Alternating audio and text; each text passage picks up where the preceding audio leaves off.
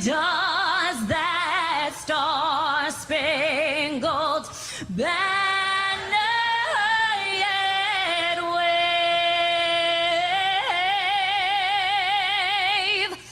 o'er the land of the free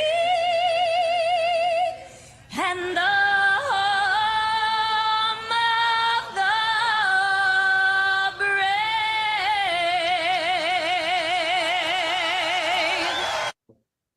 Wow, Steve. Hope everybody enjoyed that. We were given that by Dane Sensor, who about 4 years ago came to us and talked about having a Flag Day event along with my son. And we started it small and it's gotten bigger and bigger. And this year, Raj and I have worked on it for about a month, along with Anthony and Melissa and Samantha, and getting this all together. So this Saturday at 2 o'clock, it'll be streamed by Stern American. We'll be streaming it live like we're doing it now. You can come on and watch it. And Raj and I will tell you some of the people that are going to come on. And Dane, this particular flag is the largest flag in the world. It was opened in South Dakota at night, naturally, with 500 people. It's 2 football fields large, and it's extremely, extremely expensive to do this. It's only been opened up a couple of more times since that. It's somewhere around $25,000 just to open up that flag. But we were lucky enough to get the video, and we show this all the time. This morning, I was on one of the programs, and we showed it this morning, and we got a lot of people that loved it. So Raj and I are going to Amazing stuff. Raj and I are going to tell you about some of the people that are coming on for Flag Day and what they're going to do in the next few minutes before we go on. So you get a chance, because we do this early because a lot of people drop off at the end. This is going to be a long election security call. We have a lot of people speaking. So Raj, with some of the people who are helping. And before I do that, I'm going to make a few announcements. And Steve, while I'm doing that, Steve, I'm looking for area code 284 Lorenzo in the attendee list. I do not see him. So if you want to maybe reach out. 248, he'll come on at 210. He's going Copy that. Okay, great. All right, so so you got that coming up, friends, and I'm going to just share with you a couple of other things that are happening as well. So for that, I'm going to go back to share the screen. So this is going to be a reclaim campaign. And what is this all about? So as I've mentioned, and you've probably heard me on some of the previous calls, we have been finding, a lot of us, that despite a lot of the work that we've been doing, the opposition has been escalating in their tactics and their strategies, becoming more bolder. They're raising more money. They're becoming more coordinated. For example, in the state of Florida, as an example, the chair of the Republican Party, the GOP, is compensated by one of the most powerful lobbyists in the state of Florida, who incidentally backs bills and works with legislators in opposition to a lot of the things that we talk about on this call. So if that's not a conflict of interest, I don't know what is. But that's just one example of those kinds of things. Some other examples are here in the state of Florida, people that have been trying to make sure that parents are notified when their minors, their children that are minors, are given certain medical treatment. There was an effort to make sure that the parents are notified. That got defeated.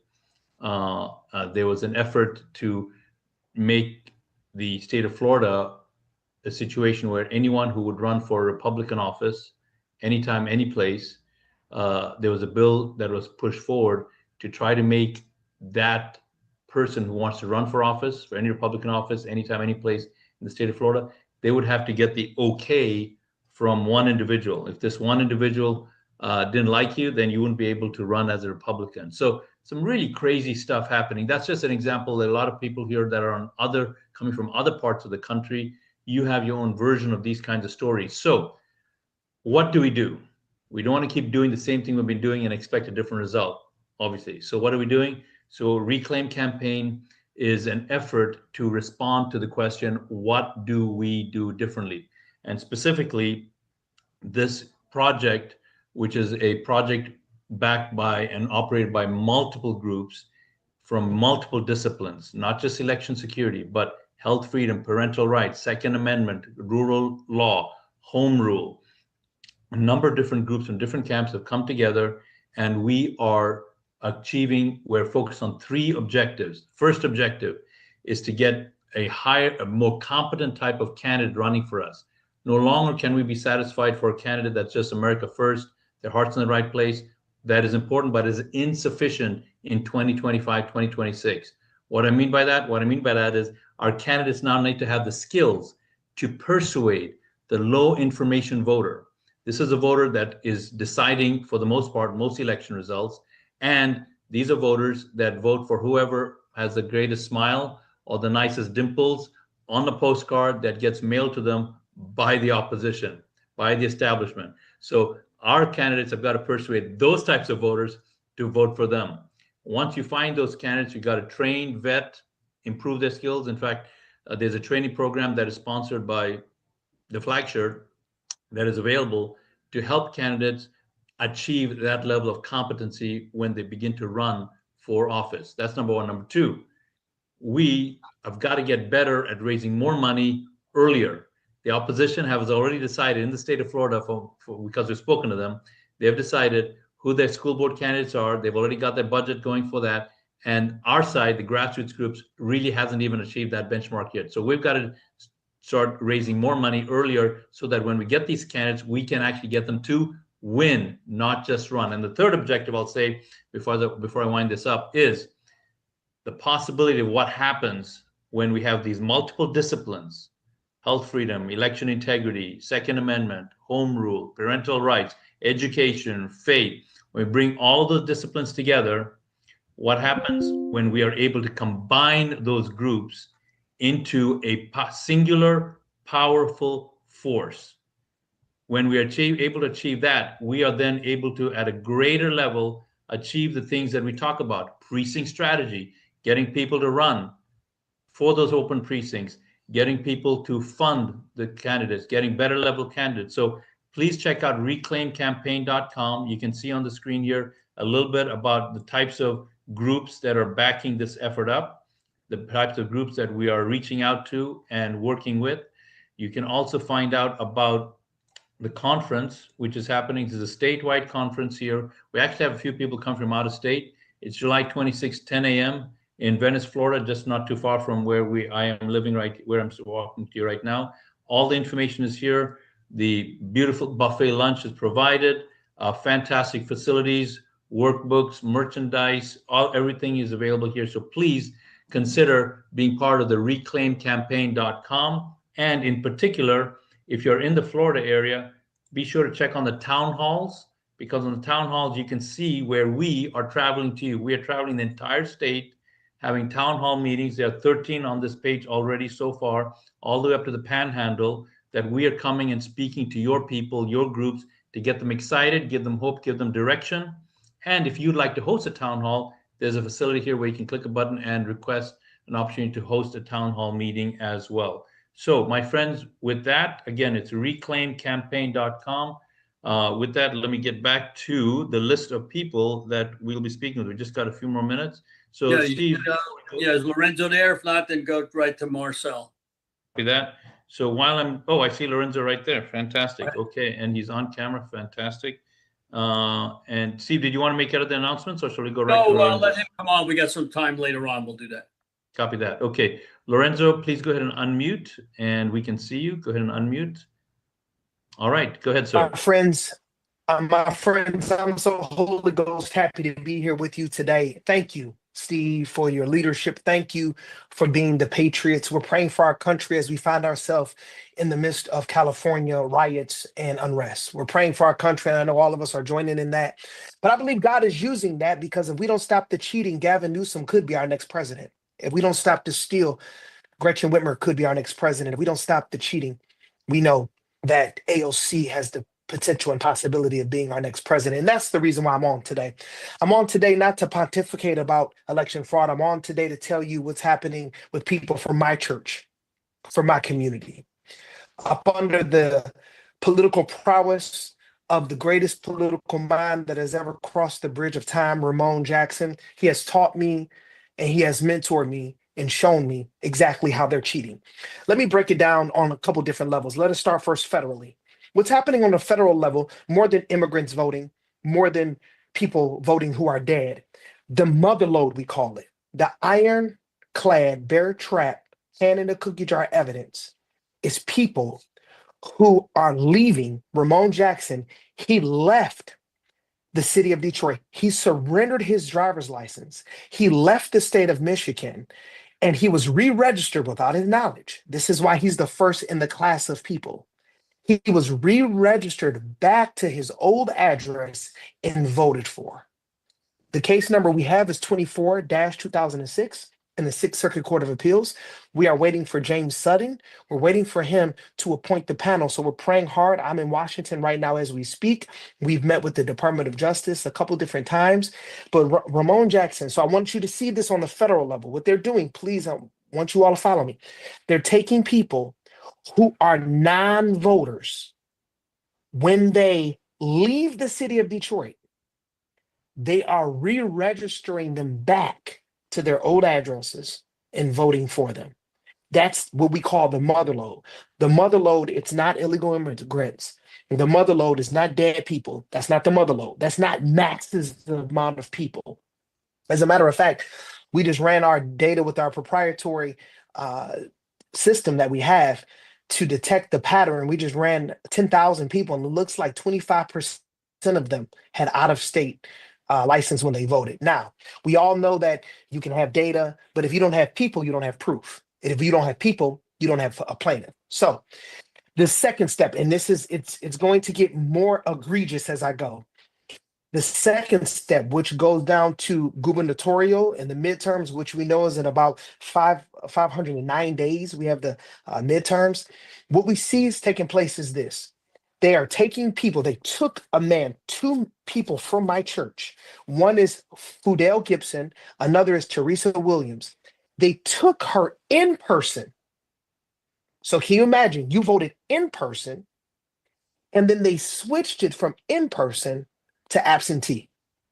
We've testified in front of the Michigan Election Integrity Committee concerning this. So this is a massive group of people. This is a massive amount of people. People that go in person, like Fudell Gibson, people that go in person, like Teresa Williams. And what is happening, what our Secretary of State is doing, and also our city clerk, Janice Winfrey, Jocelyn Benson, as we know, is our secretary, she's our Secretary of State. What they're doing is they're switching it.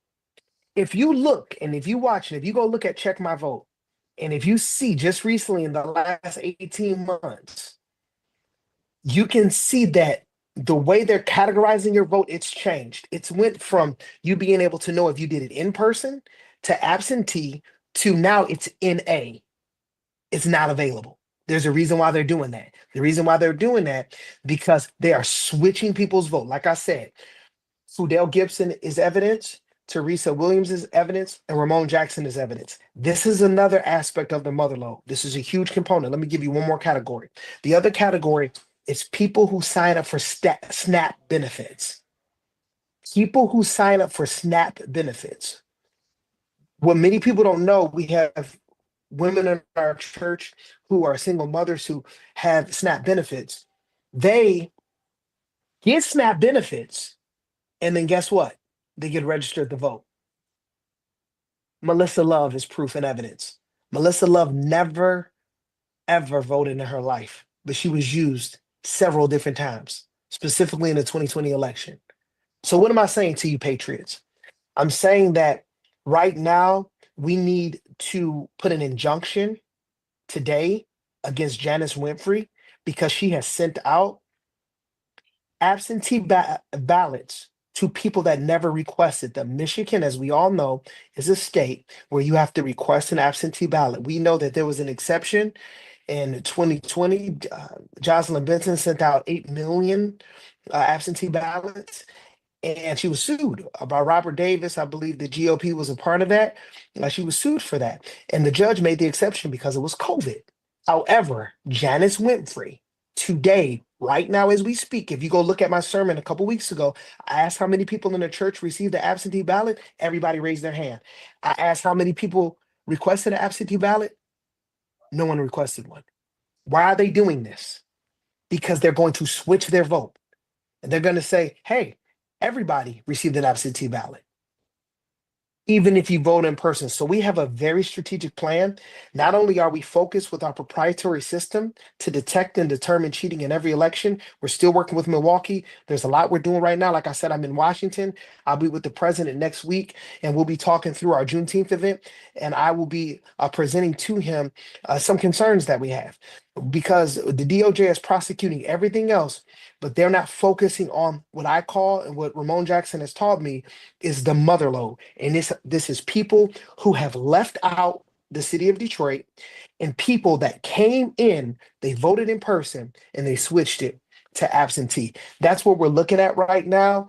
Like I said, we are going to be approaching our state legislature, because it is a law that Janice Winfrey is breaking, because there's a local election happening in about 147 days in Detroit. We know the midterms is in about 500 and some odd days. And we know that in 1,200 and about 40 some odd days, we will be picking a new president. And Patriots, if we do not deal with this, Gavin Newsom can potentially be the president of the United States of America. Could you imagine that? Could you imagine Gretchen Whitmer being the president of the United States of America? Could you imagine, hey, Bill, could you imagine AOC being the president of the United States of America? They're cheating to steal. We're going to stop them. We're going to stop them. Steve, thank you so much. Yes, sir. Hey, you want to go with me? I can go now. Okay, I'll walk with you. I got to go, guys. I got to scoot. The boss just walked in. So I Let love me you know. guys. Steve, How did hopefully they reach we can talk. How we did can they talk reach you, Lorenzo? How did they reach you?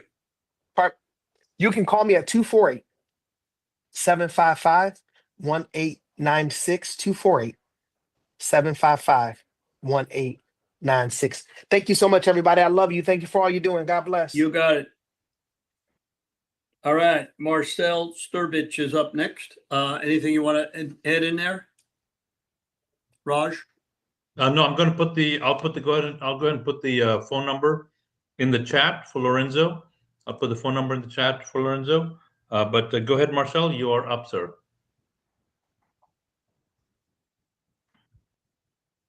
We can see your screen. We do not hear you yet. Just make sure. Steve and everyone, do you hear me? Yes, I can hear you. Okay, wonderful. So as you talked about the reclaim the candidate, and Pastor Sewell talked about some definitive cases that are starting to appear, I would be one of your first opportunities as a Secretary of State candidate for Ohio. I've been in this, and this goes beyond simply, like you said, Raj, we're going to have to be appealing to a middle third in terms of candidacies. And in Ohio, I've worked for the last 2 years on legislation. I've worked to bring forward closing of loopholes when it comes to registration, getting the voter ID to conclude mail-in ballots, and addressing those third parties that Pastor Sewell was talking about that are re-registering people outside of their knowledge. And so as far as this candidacy is concerned, we are picking up momentum because we start this campaign with about 35% of the vote in Ohio already. That's based on the fact that the last candidate that ran, a political outsider, if you will, like myself, retired Air Force, in my case, already with just $50,000 obtained 35% of the vote. So from that standpoint, we have to win 15% more of the vote, what we call the middle third, to win this election in Ohio in May of 2026. So this is a very winnable race, and we have started early. We have hired professionals to work with myself, with someone who's on the outside but brings a national security background to this equation. I've been on this show. You all have heard from time to time the work that I've done, some of the things I've been leading in terms of being able to secure voter registration databases. And I'm appealing to the community writ large because, as Raj would be able to say and others, you can try to work through the legislature. You can try to work these issues of election integrity through the courts, which take quite a bit of time. But there's always a component of people in the system that are ready to stop that forward progress or that are ready to water down that legislation. And my conclusion as a father of young family and so forth is it's not enough to just give a vote, be a volunteer. We have to present forward. And I think I have that executive experience from the military, from the Joint Chiefs of Staff, and where I came out of recent. to be able to assume that role as an executive, as a Secretary of State of Ohio, and I'm making that case forward every day, going across different counties here in our state, giving our movement a chance to have a candidate like myself. And what that does, so everybody understands, is if you look at California, when they take a regressive policy stance on any given issue, what happens to New York and what happens to Illinois? They follow the path that California took. It's the same example for Ohio, which has full Republican control.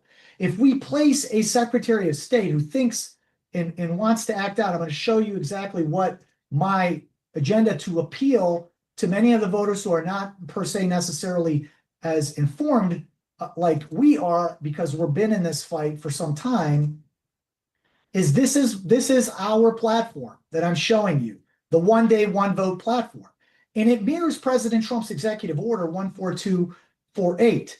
We need voter ID 100% across the board, both in-person voting and mail-in ballot, which we don't have in Ohio. We want to go back to hand markable paper ballots, which is not the case in over 40 Ohio counties, which are not offering that as an option for voters as when they come to cast ballots.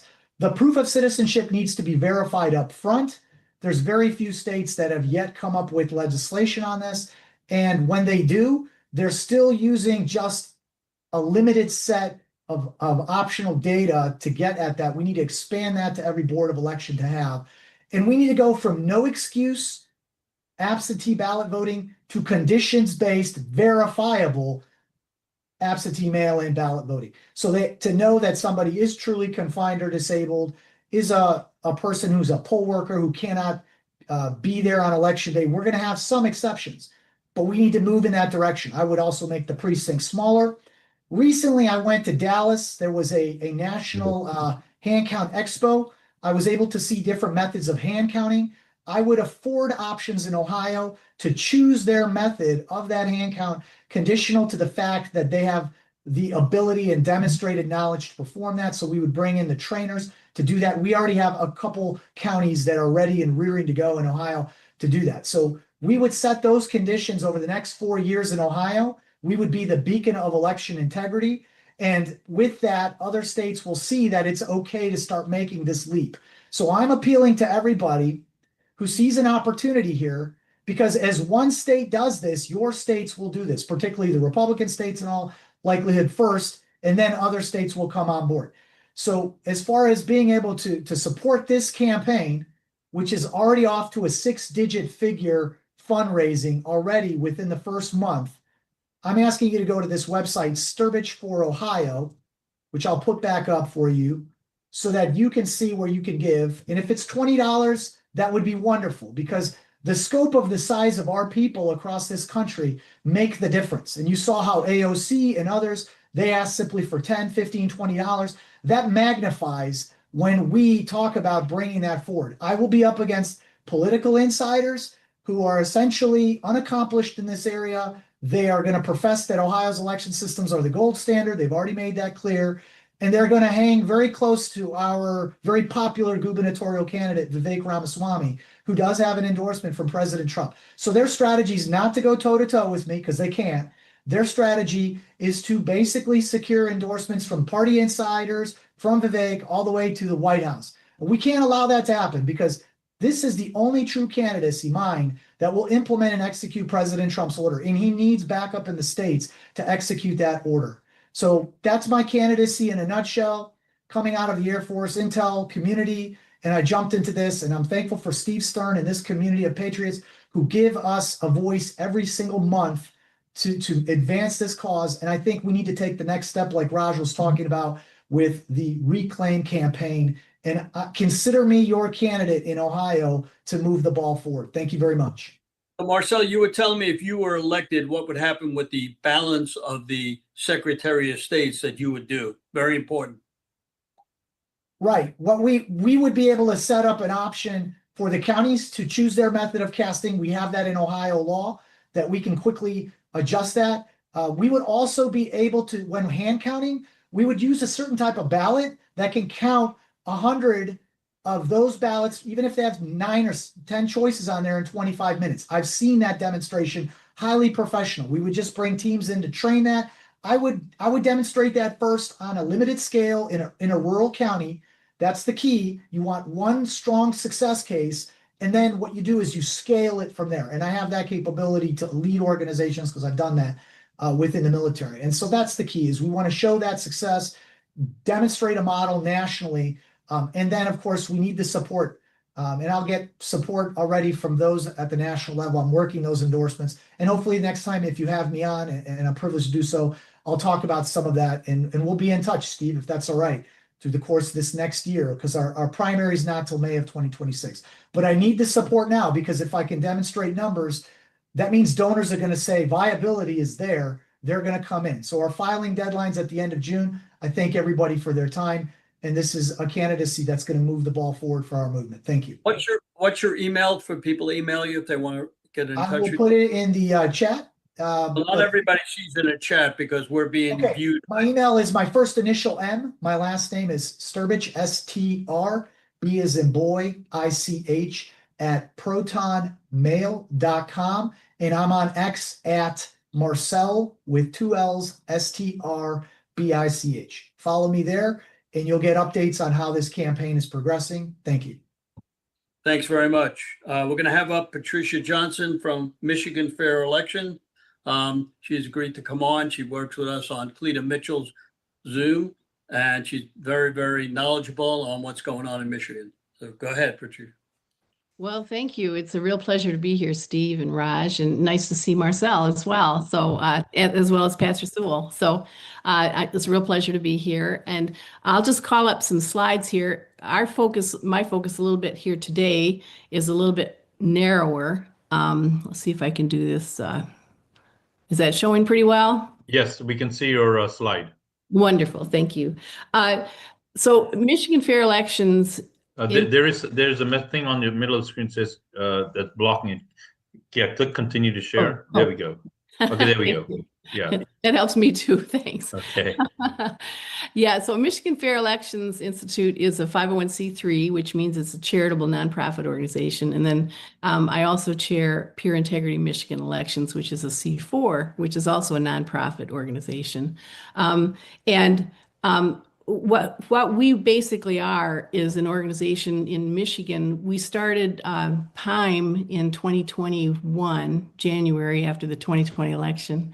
And then Cleta Mitchell asked me if I would begin local task forces. And so we gave birth then to Michigan Fair Elections. And so we have about half of Michigan's counties now have task forces for Michigan Fair Elections, and people in our organization come from all walks of life, which I've discovered is a huge asset, because we have people that are accountants, and we have people that are analysts, and we have people that are that have a high school education that can look at things from a very realistic perspective. So it's a real blessing, and our mission is to restore integrity to Michigan's elections.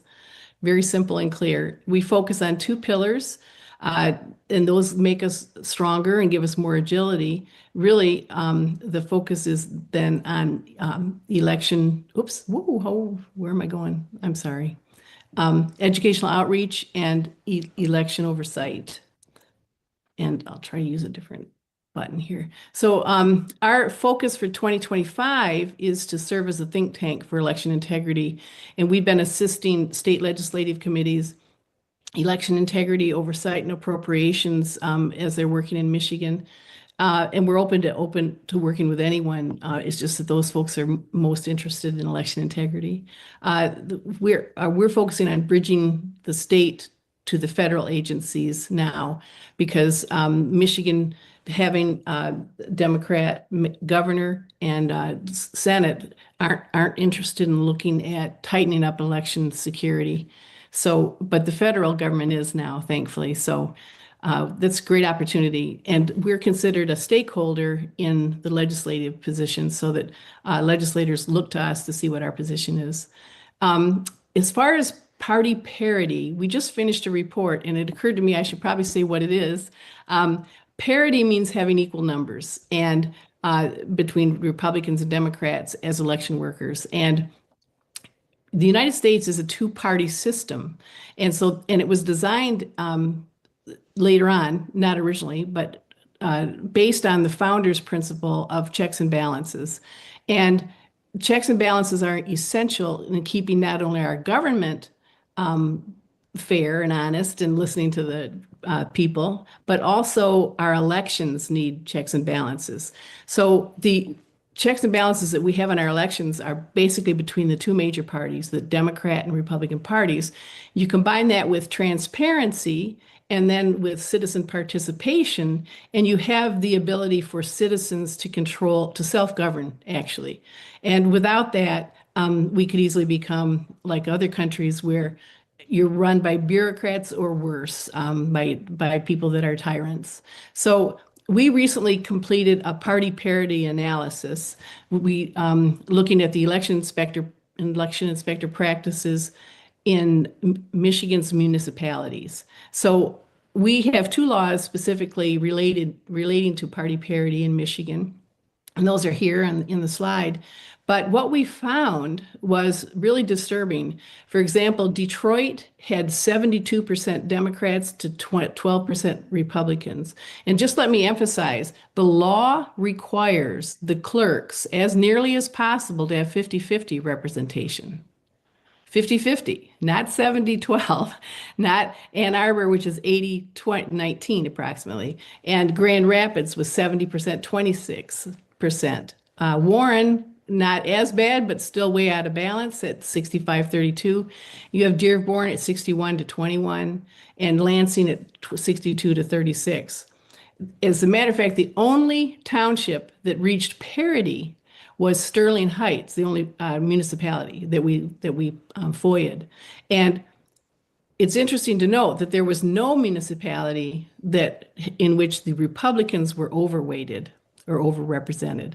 So if you take a look at what that looks like from a chart basis, you have the Reds being completely outnumbered, other than in Sterling Heights, which was perfect parity. So it can be done for those municipalities that say, for example, that they don't have constituents that are Republicans, so they can't hire them. That's really, it's hogwash, because you don't have to hire from your own municipality. Anybody from any county can work in any of these municipalities as long as they're not on that ballot. So here it is pictured here. And this is interesting because transparency issues are equally important in the checks and balances process. We have to be able to get this information. And when we FOIA'd these municipalities, you can see that Ann Arbor Township, Dearborn, Lansing, and Sterling Heights were well within the 24-day federal requirement of answering our FOIA request. The FOIA request was simple. How many Republicans and how many Democrats did you hire as poll workers, and what were their names? And information so we could check them out. So here you have Detroit that took 115 days, and Grand Rapids came through at 175 days only when we were about to publish the report, and our clerk advocate in Kent County went in and walked through with them what the issues were, and wanted to know why they were not fulfilling our FOIAs after numerous requests on our part. So, and then Warren's down there at 86 days. So if you compare, interestingly, you compare the imbalances with the length of time that it took them to reply to our FOIA requests, there is quite a correlation in general. Sterling Heights, for example, which was in perfect parity, replied within 7 days. And then you have Dearborn as an exception. They replied the same day, although they were out of balance. So they decided to be forthright about it, I guess. So I thought this was pretty interesting here. And then another way of looking at it too is if people try to say, well, it's something new, we're just dealing with it. That's just not accurate. We then compiled data from 2020, 2022, and 2024 regarding Detroit. And you can see here that it has been a consistent pattern of overrepresentation of Democrats. And the yellow line is most interesting, or as interesting, because those are people that shouldn't be there. The law requires parity between the two major parties. And that's what the law says, as nearly as possible. So these people that were yellow, the yellowed column, what they were is people that said they were non-affiliated with the party or they left the form blank. And either way, they should not have been hired. Interestingly enough, too, of the 144 or 144 Democrats who were hired into Detroit that we checked, 133 of them had voted in Democrat primaries. So you have to question whether they were truly Republicans. So, oops, I don't mean to have that in there. Another pushback that we sometimes get is that, well, the Republican Party or nonprofit organizations like ours didn't get them enough applicants. Well, we started 8 weeks before the election. We realized this is the 2024 election. We realized that Detroit was in trouble. So we started an intense campaign to recruit people, and we had over 1,000 who signed up as interested. And then we confirmed with documented proof that 437 of those did get their applications in and sent proof to MFEI around 234. Of those, it boils down to that only 180 were hired and 895 were not hired. And throughout the process, as an example, Pastor Reband, Ralph, called 37 times asking for them to please consider his application and was told repeatedly that there were no openings. Finally, though, after the 37th call, he did receive a position. So there is hope, but that's where persistence really pays. So the question of what you can do is the obvious answer question here. And anyone who's interested should really think about becoming a poll worker. And you can sign up to work in Detroit's August primary. And I should mention the poll workers are paid. They're paid very well sometimes. It's a long day, but they're paid very well in Detroit.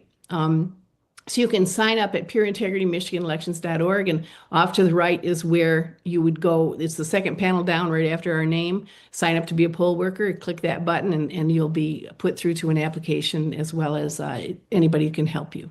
And I would really ask people subscribe to our free newsletter. That'll keep you updated on what's going on with elections in the state of Michigan. And every Thursday, we have a News at Noon program. I'd love to have every folks, all the folks on this call join. We have a lot of talented speakers from all walks of life talking about what they've been working on and what the issues and opportunities are. And some of our local opportunities for volunteering we have what's called, our program is called Souls to the Rolls. And this is a voter roll hygiene program, from analyzing the voter rolls to knocking on doors to working with the clerks to get ineligible folks off the voter rolls. We have a legislative committee that does a terrific analysis of the bills. They testify up at the hearings and they serve as advisors to the legislators. And we have a terrific communications team as well that is working on they take the data that we find and put it into articles so we can communicate what this data means. And we have a wonderful data evaluation of election processes team.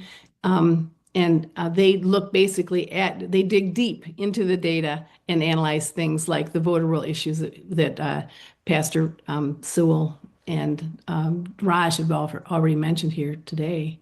So then we have social media, we have researchers, we have lots of different opportunities. So basically, no one can do everything, but everyone can do something.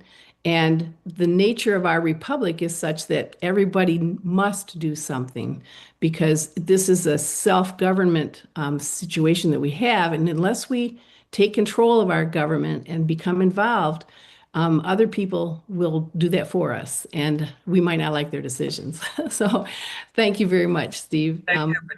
Appreciate it very much, and we appreciate everything you're doing in Michigan. Thank you. Raj? Fani, I think our next, I'm sorry, before we bring Fani on, sorry, Fani's going to be great. But before we bring Fani on, I want to play this special message. So as you all know, this is a massive undertaking to put a show like a presentation like this together. The amount of effort needed just to coordinate all these brilliant speakers, to get them on, get the word out it takes a lot of time. And then on top of that, after this is done, Steve's team has a lot of work to get the replay processed, replay recording available on sternamerican.com. So there's a lot of work there. Why did I say all of that? Because there's an opportunity for you all to really participate in helping expand this work. Is it working? Absolutely it is. There's so many people that are hearing information for the first time. So many of you brilliant speakers are being put in front of people, not just through the Zoom call, but more through the podcasters that Steve has also gotten into the fold, and they are rebroadcasting this on their own channels. So what I'd like to do for you to do is, I'm going to play this. This is an exciting commercial, and I'd love for you to look at it and picture yourself wearing an amazing shirt like this, or like my identical twin over there is wearing. Or if you want to go the extra mile, check out his hat. That hat is, I'm trying to see if that's the one. No, there are two hats. Maybe Steve will wear the other one. Oh, he's doing it right now. There we go. So Steve, this hat is a bestseller right now on TikTok. This is kicking butt. So this is something that everyone is loving. That is that hat there. Doesn't he look good with that hat? Then he's got this hat here, which I kind of prefer, but it's got a little bit of beige look there. Steve is our model there, right there. So the long story short, there are lots of merchandise and gifting opportunities, stuff that'll make you look great. And I'll say this before I put this message on. Whenever I'm wearing this shirt, I walk in the grocery store, I tell you, people are smiling in a good way. And some people don't want to smile. They don't want to let you know how smiley they are. So they try and hide the smile, but they are inspired when you wear your colors. So it's a huge, huge, huge deal. So with that said, please take a look at this message here. And at the end of this message, make a note after we're done, because Fani's coming right after this. Make a note, please, to go to theflagshirt.com. Here we go. Oh, almost. Here we go. What defines the American spirit? Preserving life, liberty, and pursuing happiness. Caring for the nation we call home and its people. As patriots, it's our duty to drive the entrepreneurial spirit, pushing hard, reaching for success, sharing patriotism, because the American way of life is for all to live. I'm Steve Stern, CEO of Flagshirt.com, a third-generation, veteran-owned small business. I believe that the American way of life is for all of us. I'm asking you today to visit Flagshirt.com. Help keep the American dream alive. The Flag Shirt, where freedom reigns. So please go to theflagshirt.com and get yourself into one of these fantastic garments. And with that said, we're going to go over to Fani. Fani, you're up. Go ahead and unmute, sir, and you're up. Thank you, Raj, and happy Flag Day 2025 to everybody. And as we celebrate Flag Day and the birthday of the Army this week, let's not also lose sight of the fact that forces of communism and tyranny are always at work. And who else can I think of here in Michigan when I talk about tyranny, right? It's our trifecta of evil at the governor level, Gretchen Whitmer, and you got the Attorney General, Dana Nessel, and we got our own Secretary of State, Jocelyn Benson, who in each I view as a trifecta of evil themselves: communist, partisan, incompetent, topped off by the cherry of corruption. That's what they are, and it's a trifecta of trifectas, and it's not a good thing at all.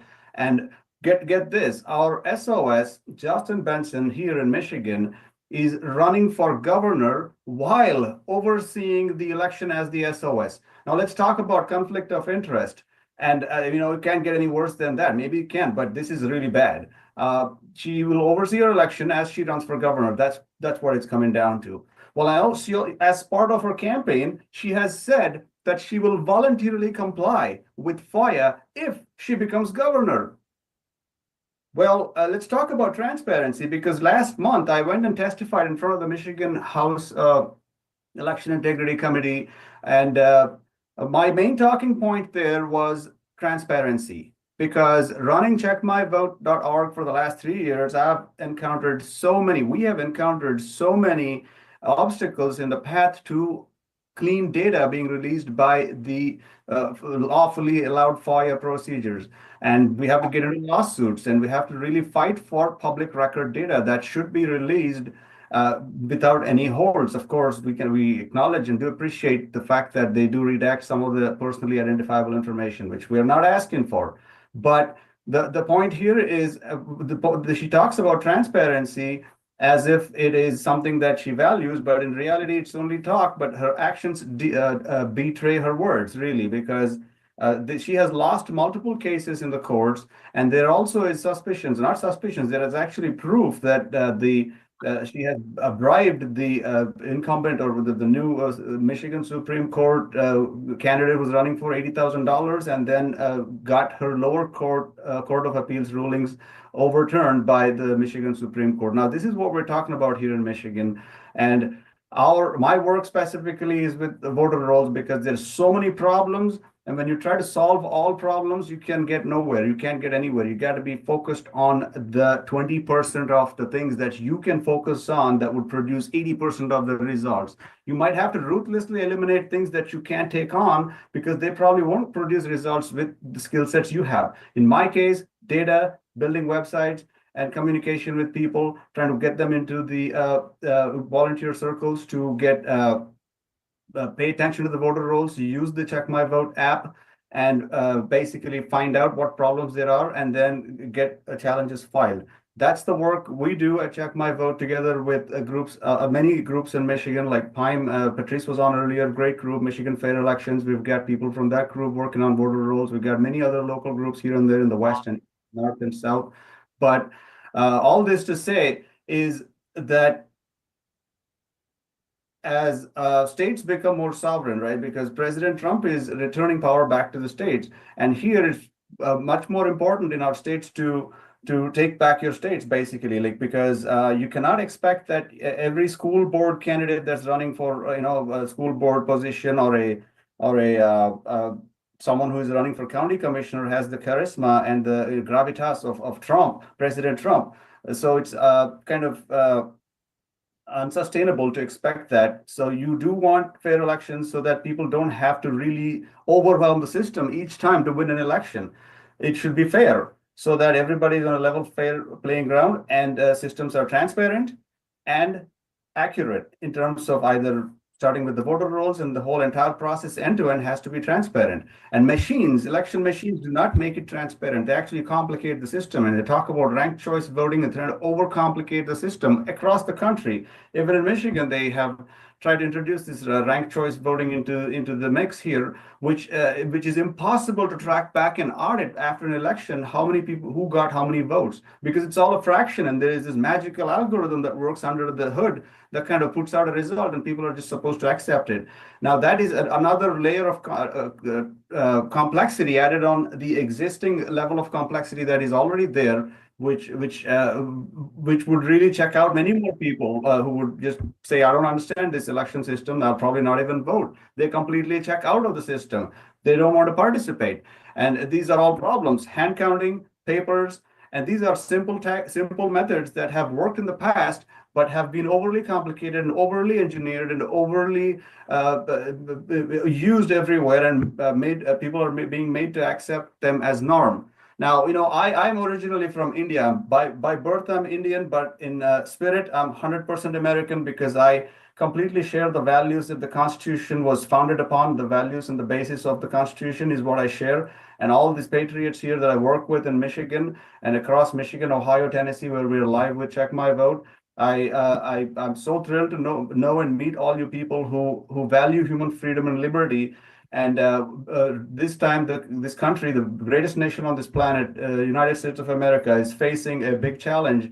And especially the biggest problem here is election systems, because that is the only thing that stands between people and lawfully elected or properly elected leaders. And if election systems get taken over, well, we are being ruled by tyrannical forces. And we're already there. We've saw it in between 2020 and 2024. 4 years of tyranny, and even before that it was existing, but no one paid attention. But in 2020, many people discovered the power of what's called FOIA, because Freedom of Information Act is one of the most valuable tools in the arsenal of a election integrity, or anybody wants to understand what's going on. Freedom of Information Act provides transparency. Prior to 2020, many people did not even know it existed.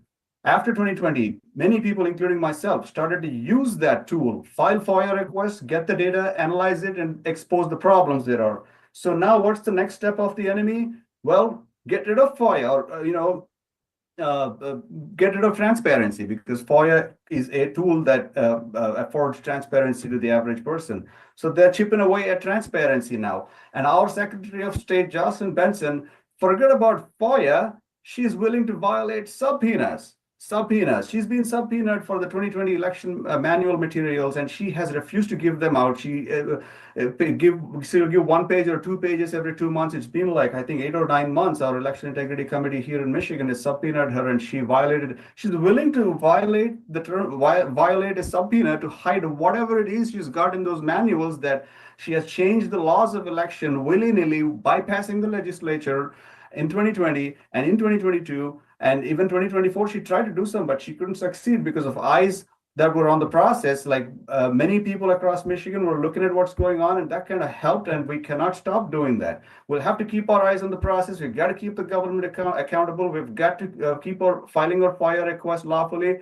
examine the data, and do not ignore what is happening behind in the governmental activities. Where are your tax dollars going? We've got to keep paying attention to all of that. And with that, I'll just conclude here saying Happy Flag Day to you all. As we celebrate, let's not lose sight of this fact that the enemy is always lurking, working 24/7, trying to take away our freedoms and liberties. And back to work now. Thank you for having me. Good looking shirt. Step back a little bit so we can see that whole shirt. Thank you. You know what? I'm just going to put the camera down a little bit. Great shirt. I go to the grocery stores. Many people ask me, where did I get this shirt? And they love this. And I tell them, theflagshirt.com. And I also got my tie, which you go to my website, you'll see the testimony that I provided, and you'll see me wearing a tie. I got that from Flag Shirt too. It's a lot of good compliments. A beautiful tie. It's an American flag on the tie. So fantastic. Thank you very much for the commercial. And Fani, if people want to get in touch with you and follow you, could you put in the chat something for people to follow up with you on? Yep. www.checkmyvote.org. At the bottom, my Twitter handle, my X handle is right there. And you can also check your address to see who's registered to vote from there. That's our biggest tool to find out and weed out bad registrations. So www.checkmyvote.org. We're live in Michigan, Ohio, and Tennessee. We'll probably be onboarding a couple more states in the next month. Thank you, Fani. And who do we have next, Steve? We got Patrick Colbert. All right, Patrick, you're up. Hey, everybody. It's Patrick Colbeck here. And I just wanted to say, first and foremost, kudos to Patrice Johnson and also to Fani Mantravati. Patrice and her work with Michigan Fair Elections has built what I believe, and I've seen this across the whole country, I believe they formed one of the most professional, effective advocacy organizations for election integrity causes in the whole country. And a lot of that's due to Patrice's leadership. So kudos to those guys. And I started out with them when they were just a couple of folks meeting in an old schoolroom here, and now they've grown into quite an organization. And also Fani Mantravati too, who just said, hey, there's something wrong with these elections. I've got skills. I'm going to bring them to bear. And what he's done with Check My Vote has been phenomenal. And the fact that he's getting recognized in other states as well is very much merited by his efforts. He's a really good guy. And he really knows his stuff inside and out, by the way. For those of you who don't know, I'm a former Michigan State Senator, served 8 years in the Michigan State Senate. I'm currently serving as Mike Lindell's Chief Operating Officer for Lindell Management. And I also wrote a book on the election called The 2020 Election, or The 2020 Coup, What Happened, What We Can Do. And I just want to highlight, for those of you not aware right now, Mike Lindell is in the middle of a trial of his lifetime here. It's Eric Coomer, who's a former senior security officer out at the Dominion Voting System, sued Mike for defamation, and this Coomer v. Lindell trial is being tried as a civil lawsuit. And in Denver right now, the deliberations are going on right now. I'd like to report on the details associated with that trial and how it's going right now, but the judge has put a gag order on Mike and all the folks who take directives from him. So I will encourage you to go to the X account for Ash in America, and I'll type that in the comments so you guys can follow it. If you want to get the blow-by-blow details, I recommend following Ash up. She's done a great job of documenting what's going on. And since she doesn't report to Mike, she can say everything that she finds out. And so really good way of following what's going on. What's at stake in this trial is free speech, fundamentally. As much as I would like it to be about the 2020 election, and as much as the complaint that was filed by Eric Coomer dwells on the 2020 election, I mean, over 150 citations of quote unquote what he calls evidence. I would say at best they're opinions. There's only one statement where Mike has anything derogatory to say about Eric Coomer, and I just want to make sure everybody understands the burden or the standard for finding somebody guilty in a civil lawsuit is that the preponderance of evidence is in support of your supposition. So clearly, the preponderance of evidence in this case should clear Mike of any defamation, and but we'll see what happens. It's actually a jury trial, which is unique around elections. A lot of these have been bench trials where the judge makes all the decisions. In this case, we've got 8 jurors. There's 5 men, 3 women, and the trial is slated to be completed by the end of this week. So in other words, there's a short timeline. We'll see what happens here shortly. Once it's over, trust me, I'll be talking a heck of a lot about this trial because, just some of the early indications, whether it's this gag order coincidentally enforced at the same day that Eric Coomer was subject to cross-examination by the Lindell team. There's a lot of stuff that we'd like to get out there about that hasn't been allowed. And the judge even disallowed a body cam footage of the plaintiff, Eric Coomer, lying to law enforcement after he ran his truck into a building. So anyway, this can be interesting. If you want to help Mike and his efforts, and I encourage you to do, because this is a big deal. Mike wins on this suit, and that opens the door for a lot of other folks that have been unfairly censored by people just for talking about this election integrity and what happened in the 2020 election. So if you go to Mike Lindell, LegalDefenseFund.com, that's Mike Lindell, LegalDefenseFund.com.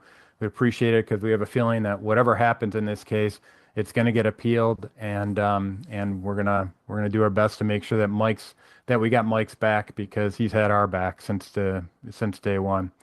I also want to highlight Mike has played a significant role in helping out with our elections. For those of you who don't know, Mike has met with the president personally and talked about election matters on at least 2 separate occasions, and has been able to share a lot of the concerns that we hear voiced on this podcast out with the president. And the good news is I can say affirmatively that many of Mike's recommendations are consistent with some of the actions that President Trump has taken on the elections, which is encouraging. So we still got a little bit of work to do, but I'm telling you, I see evidence that the wheels are in motion in the right direction now. Back closer to home, I live out in Michigan, and there's a lot of stuff going on out in Michigan. I want everybody to take a little bit of encouragement from the fact that one of our branches of government, our Michigan House, has some very good representatives serving in it right now. The chair of the Michigan House Election Integrity Committee, Rochelle Smith, is a former local clerk, and she is all over this election integrity and has been bird dogging this, and she's been one of the folks instrumental behind the subpoena for training materials of our Secretary of State. And that's one thing that the incoming Speaker of the House delegated. That's very important, and I encourage it wherever you're at to get your representatives to provide subpoena authority and to chairman of the oversight committees. In Michigan, they did that. And instead of having to come back to the legislature with a Mother May I request for a resolution allowing a subpoena every time they come up with a new subpoena, they granted permanent subpoena authority to the Michigan House Oversight Chair, Jay DeBoer. And Jay DeBoer is a former county clerk. So we've got a good tandem here with Jay DeBoer and Rochelle Smith. overseeing some election reforms right now in the state of Michigan. And what they did is one of their first acts was to issue a subpoena for training materials by our Secretary of State, Jocelyn Benson. And the reason they did that is because our Secretary of State has been found by 7 courts as to have issued unlawful election guidance to clerks. Clerks assume that any directives they get from the Secretary of State are lawful. That has not been the case. And so they're doing the due diligence with the Michigan House to go off and make sure that her future directives are in compliance with the law. And she refused to comply with that subpoena request. They voted to have her to hold the Secretary of State in contempt. And now the likely next step is that we're going to be seeing this duked out in court. At the same time, this same Secretary of State Benson is going to be running for governor in the state of Michigan. So she thinks that's going to give her a little bit of cover. It shouldn't. I'd also like to point out that this same Secretary of State has been implicated in bribery of Supreme Court Justice Kyra Bolden. She issued an $82,500 quote unquote contribution to Justice Bolden a couple months before Justice Bolden ruled on a court case with Benson as a defendant.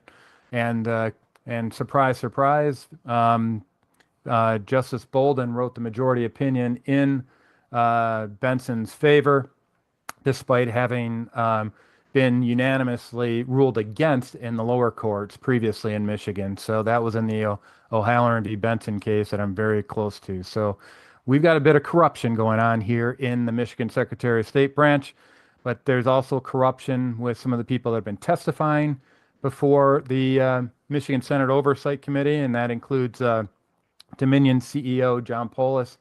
I got together with 3 state representatives here in the state of Michigan. We filed a criminal complaint for perjury, at least 15 counts of perjury during his statements before the Michigan Senate Oversight Committee under oath with legal counsel present. And thanks to the efforts of folks like Attorney Stephanie Lambert and Sheriff Dar Leaf, we have Dominion internal emails that support, that show that there's contradictory evidence to what Polis asserted under oath during his testimony before the Michigan Senate. Why is this important? Because his testimony, John Polis's testimony before the Michigan Senate, was at the foundation of this infamous Michigan Senate report that was released that was said to have indicated that there's no widespread evidence of election fraud. And I can tell you, as somebody who's read court case after court case after court case throughout the country in the wake of the 2020 election, that stupid, disingenuous, unprofessional Michigan Senate report based on the testimony of John Polis has been used to besmirch patriots seeking election integrity all across the country. If we can undermine this criminal complaint, if we can undermine the testimony of John Polis as the evidence suggests, then we undermine we undermine the Michigan Senate report, and we undermine all the court cases that have been decided on the basis of this spurious Senate report. So that is a big deal. I want to give kudos to Sheriff Dar Leaf for getting that information out. If you go to his Twitter feed, it's Sheriff Leaf. You can see all the documents, internal documents from Dominion Voting Systems that are out there, and what his revelations are pretty significant. His latest thread talks about Ronald Morales, who's a former Smartmatic employee. He grew up in Venezuela, and he has been instrumental in giving access to, according to Sheriff Leaf, giving access to our electronic voting systems to bad actors in China and in Serbia during our American election. So this is a big deal. I encourage you to follow Dar's thread. It's a lot of good information there. And with that being said, we should also point out that the Michigan House has filed articles of impeachment against Michigan Secretary of State. Anyway, there's probably a lot more we could go into, but I want to give you guys a quick overview. There's good things happening, particularly in the Michigan House. And the fact that we've got some friends up in the federal government now means that all these investigative efforts at the state level now have some friends in the federal government that we can route this evidence to. Thank you very much. Now we're going to bring in Ralph Kushi from Hawaii. he came a long way to come to see us today. So go ahead, Ralph. Yeah, hi, can you hear me? Yeah, we can. Okay, so my name is Ralph Krishney. I'm on the Hawaii State Elections Commission. So we have the documentation and the evidence that ballots are being inserted electronically in the 2024 election and in the 2020 election. So most recently, we have 4 counties. Only 2 of the 4 kept chain of custody documentation. The county of Kauai reported collecting 23,303 envelopes, but the state reported counting 27,000 envelopes. The Big Island of Hawaii reported collecting 57,553 envelopes, and the state reported counting 76,595 envelopes. Ballots. So what we're seeing in their documentation is that ballots are being inserted in the statewide voter registration system. So we want to get federal attention to this. The counties that collected the chain of custody documentation have not been able to explain how the number of ballots has grown when they're signature verified. The only legal possibility to happen is after ballots are collected, that when they go to signature verification, ballots are removed for non-matching signatures. So their documentation shows that the number of ballots is growing by thousands. On the county of Kauai is by over 10%, and on the Big Island is about 25%. The island of Maui, the county of Maui, keeps no records. Now, the Office of Elections did not acknowledge this until March of this year. And they're basically saying that it's not indicative of a bigger problem. They were just really busy during the election and lost all their records. The city and county of Honolulu, they report to drop boxes, but they do not count any of the ballots that they collect. So they have essentially no records. So basically, all of the mail-in laws, all of the laws that allow for mail-in voting are not being followed in the state. There's a statute that says the county clerks must keep chain of custody documentation. That's not being followed. The signature verification, as a commissioner in the Elections Commission, we voted to have an investigation on the sensitivity settings of the signature verification machines.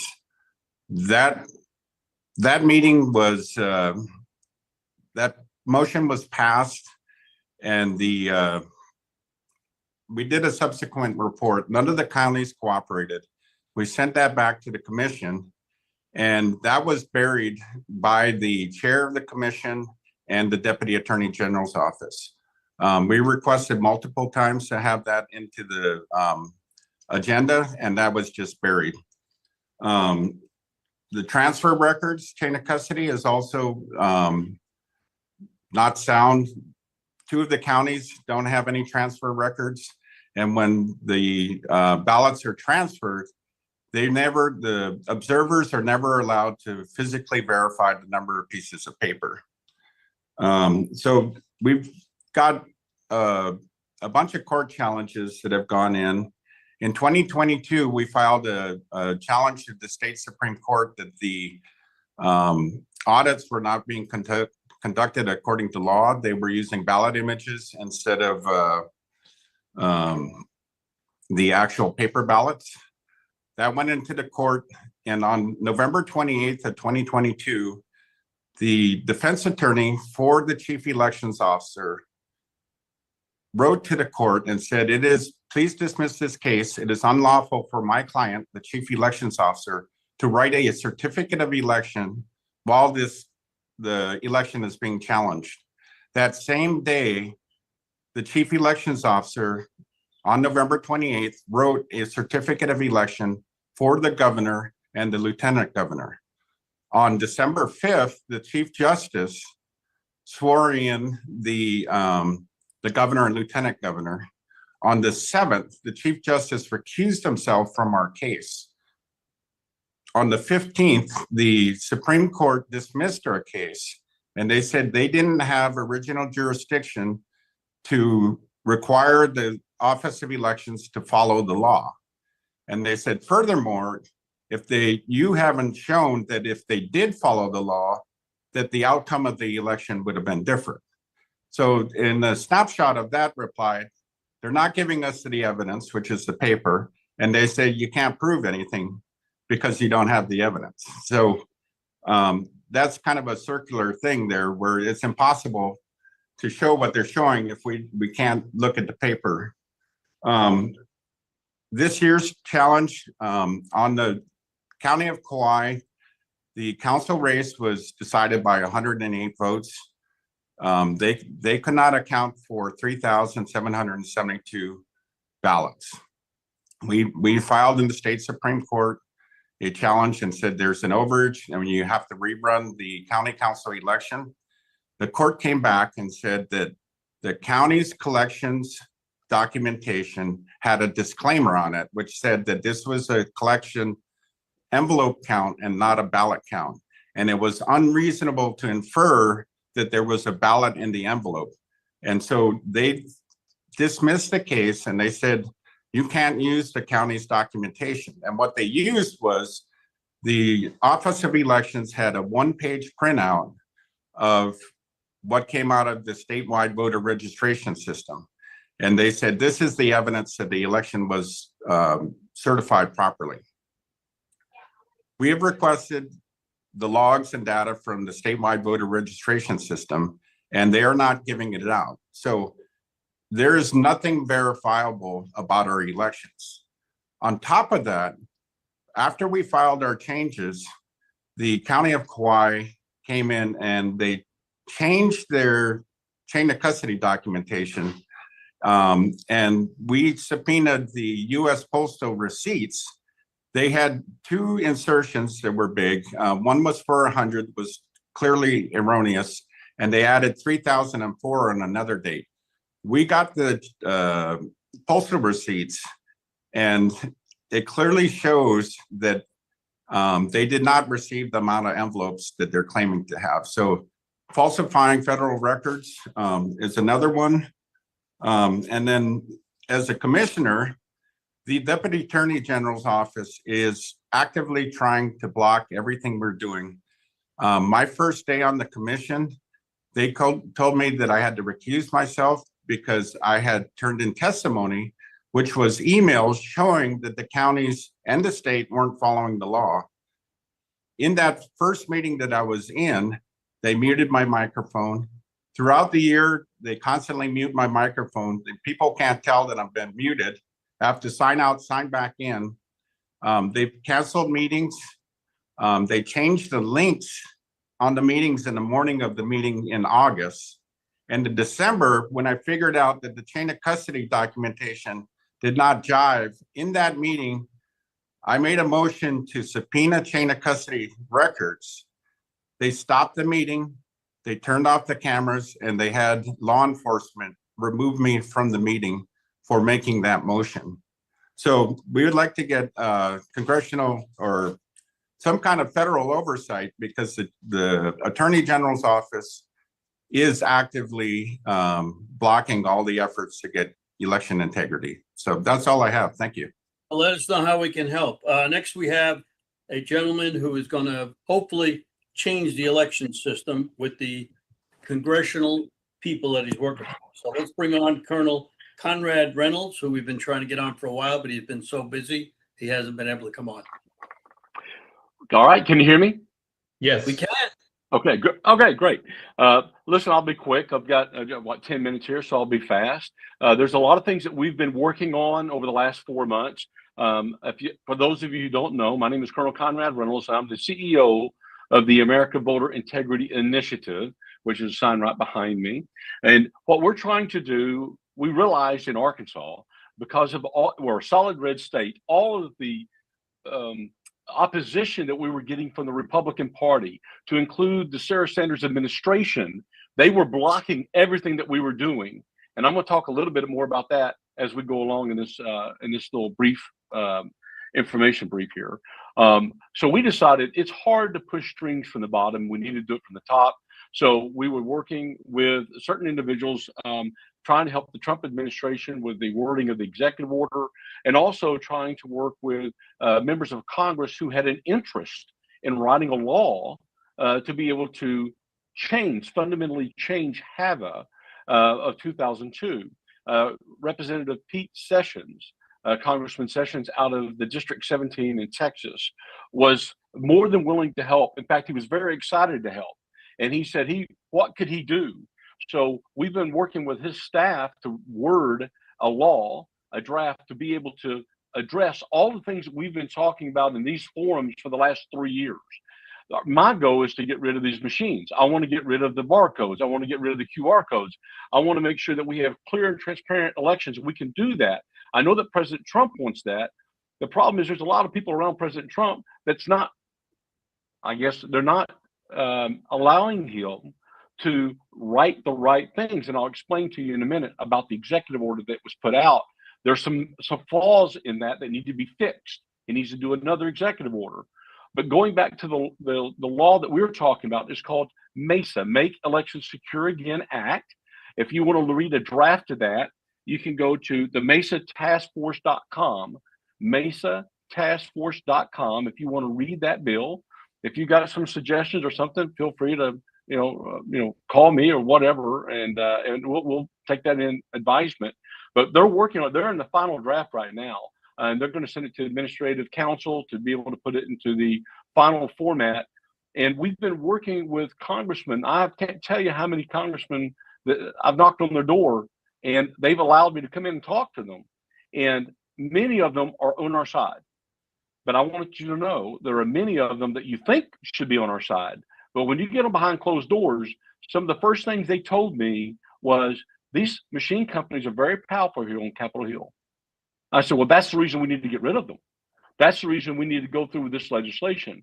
And a lot of people are very reluctant, in case it fails, to be one of the ones that are siding up with it. So we have to get over that hurdle. But that's going to be a lot, down the road a bit. We saw what happened to the SAVE Act. We saw what happened. That got killed in the Senate. We don't want that to get killed. Our bill, MESA bill, to get killed in the Senate. We think that we can talk to enough senators, we hope we can, to get them to do what we need to do. I believe that there will be I hope that there will be a security finding. I don't know if y'all have heard what Tulsi Gabbard brought up the other day in the cabinet meeting with President Trump. She said there's evidence. They have evidence that these machines are vulnerable and can be manipulated. I think that's the first round of showing that there may be a security finding here. There may be a problem, and if so, President Trump could easily evoke his Emergency Powers Act and get rid of these machines. There's another way, by the way, and I encourage all of you to go read this. There's Executive Order 13873, 13873, and it had to do with the foreign threat with technical communications technology, and it was done by President Trump, but it was codified in law. And now the Secretary of Commerce has the authority right now to say these machines do not fall because a lot of the internal parts come from a foreign adversary, China, that we could ban these machines. The Secretary of Commerce could do that right now, and we could move forward and get rid of these machines. Now, let me tell you what's going to happen right now. We heard today that the EAC, we wanted to know, how are they interpreting this? Turns out that the EAC last weekend said the executive order that President Trump put out on the 25th of March is not clear. It's not clear enough for them to be able to ban barcodes or QR codes. They're not going to ban them. They're not going to tell the states how to do that because it has one section in there about using those machines for the disabled.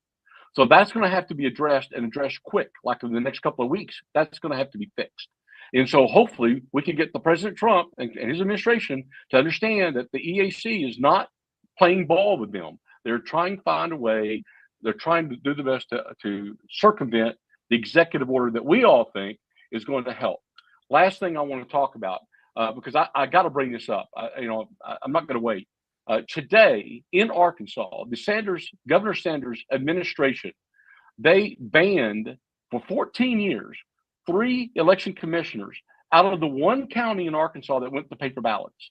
They have hounded them, they have pressured them, they have threatened them, and then today they brought them in. They had no clue, and they banned them for 14 years, saying that there was potentially fraud, which it was no fraud.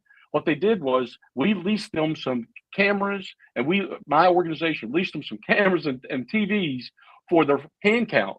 And the State Board of Election Commissioners said that was fraud, potentially fraud. And so they banned these 3 election commissioners. So what they're doing is trying to snuff out anybody who wants paper ballots. In our state, many of the counties, the people who were for paper ballots, they banned them from the party. Last year, we tried to get closed primaries. Guess what? The Republican Party of Arkansas basically said the state convention was null and void. They just said none of that mattered. Your vote to close primaries doesn't matter. We're going to have open primaries. That's what we've got going on in a solid red state. So we are battling a huge, huge problem in just our little states. And so that's why we felt we needed to go to the national level, and that under the Constitution, Article 1, Section 4, the president and the Congress can, in fact, make changes that will get rid of these machines. And we encourage them to do it right now. And so, and without going into too much detail, we've talked with people from the Department of Justice, and we know that there's a couple of investigations with people that we have coordinated with. And so we think that in the next couple of months, we're going to get our way. But I'm telling you, if you got any access to the president or anybody else, pick up the phone and call them and say, there's a problem with the EAC right now. You got to fix it. You got to address it. So that's pretty much what I got, Steve. I can't thank you enough for having these phone calls and letting everybody know what's going on. Very interesting. And thank you for giving me my 10 minutes. Quite welcome. Let's see, we got Dr. Dougherty here. You ready to go? Thank you, Steve and Raj. Appreciate your putting this program together. I've worked with a lot of states and a lot of counties around the country, but the one that's on the front burner right now is Arapahoe County, Colorado. So this is the county just west of east of Denver. So the suburbs like Littleton and Aurora is where Arapahoe County is. The 2020 election cast vote record was posted on the county website in 2022 with the redactions that are provided for by Colorado law. So if there's a precinct with less than 10 votes in it, then they are allowed to delete those rows from the cast vote record. For those of you that may not be familiar with it, the cast vote record is usually presented as a spreadsheet where every row is one ballot and every column is one race. There's no personal information on it. It's just the first ballot voted this way, the second ballot voted this way, the third ballot voted this way, and so on. So it's a cast vote record of each voter's selections. The redactions that were made were supposedly for the very small precincts to protect voter privacy. That's not a legitimate argument, but I don't have time to go into that now. I'll just say this, that ballot secrecy is required by law, auditability is required by law, but if the two laws conflict, auditability takes precedence. And the reason for that is obvious. If you can't audit an election to show that it's accurate, then what's the point of having an election? So there are some rare cases where that may allow you to determine that a particular voter cast the vote. I'll give you a simple example. Let's say there were 100 votes in a particular precinct and there were two candidates, A and B, and the vote was 100-0. So now you go around to all your neighbors and say, I know how you voted. Well, it's a logical deduction. If the vote was 100-0, then every voter in that precinct voted for candidate A. That doesn't violate laws about ballot secrecy. It's just a logical deduction. So you have to have elections that are transparent and auditable in order to know that they're accurate. And if, as I said, if they're not accurate, then what's the point of having them? So Arapahoe County posted their redacted cast vote record for the 2020 election in 2022. Fast forward 2 years to October of 2024, last fall, they got a letter from a political science professor at Yale whose specialty is analyzing ticket splitting. So ticket splitting is where someone will vote Republican on every race except one, and they'll vote for the Democrat, or vice versa. They'll vote for Democrats for 90% of the ballot and then vote for Republican for the other parts of the ballot. So that was his specialty. And he happened to look at Arapahoe County, Colorado's 2020 election in the U.S. congressional race where Ken Buck was the Republican. And he said, you know, it's really strange and inconsistent that a Republican, Ken Buck, should get 77% of his votes from Democrats. That just doesn't make sense. So you just think about it. Common sense will tell you that Republicans generally vote Republican, Democrats generally vote Democrat, conservatives generally vote conservative. There may be some exceptions if there's a very popular candidate to vote someone different from your usual position. But that should be the exception, and you certainly shouldn't get 77% of the votes for a Republican being from Democrats. And so this professor wrote a very polite letter to Arapahoe County, Colorado, the clerk and recorder there, Joan Lopez, and introduced himself, and he said, I see that the race for Ken Buck was inconsistent.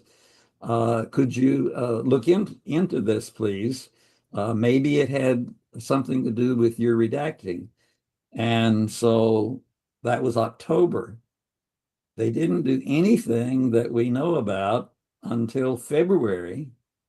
And then they created a new cast vote record that was different from the first cast vote record. And then in April of this year, 2 months ago, they published this notice. Let me see if I can share my screen, Steve. Can you see that? Yep. Okay.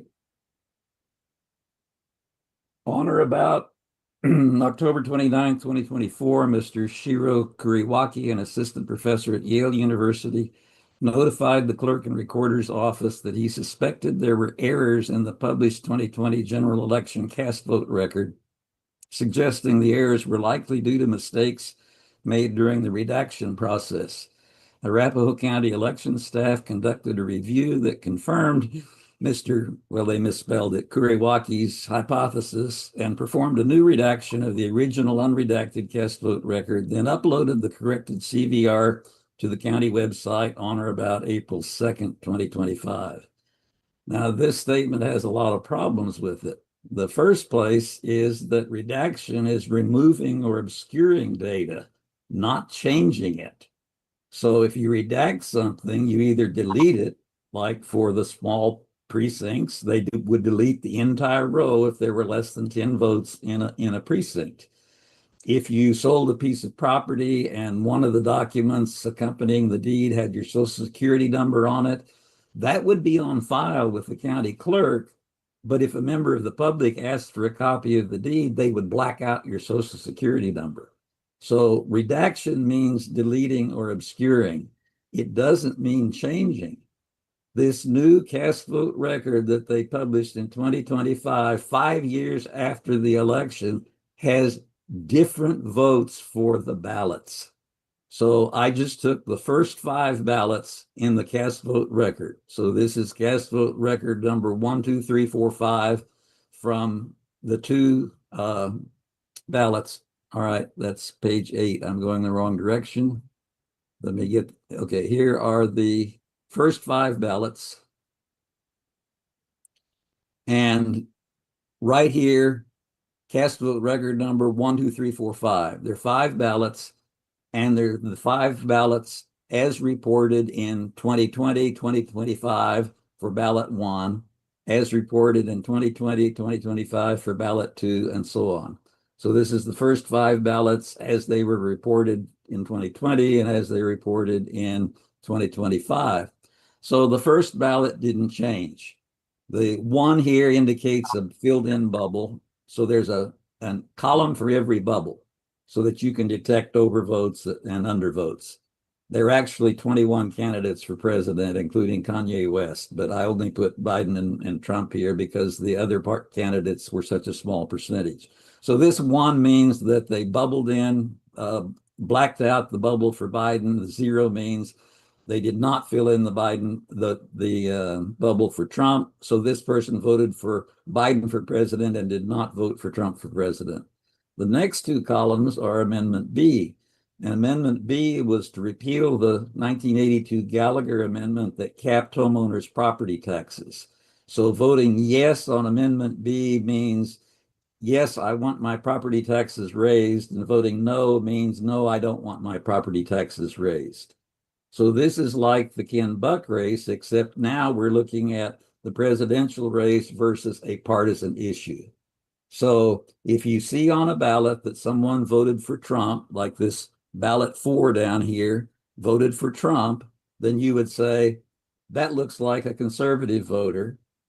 I predict that that person will vote no on Amendment B because conservatives don't want their homeowners' property taxes raised.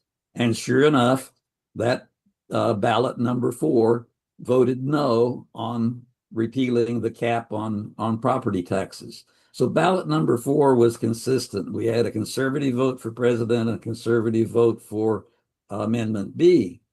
However, this first one up here had a liberal vote for Biden for president, but a conservative vote on Amendment B. There again, that doesn't make sense.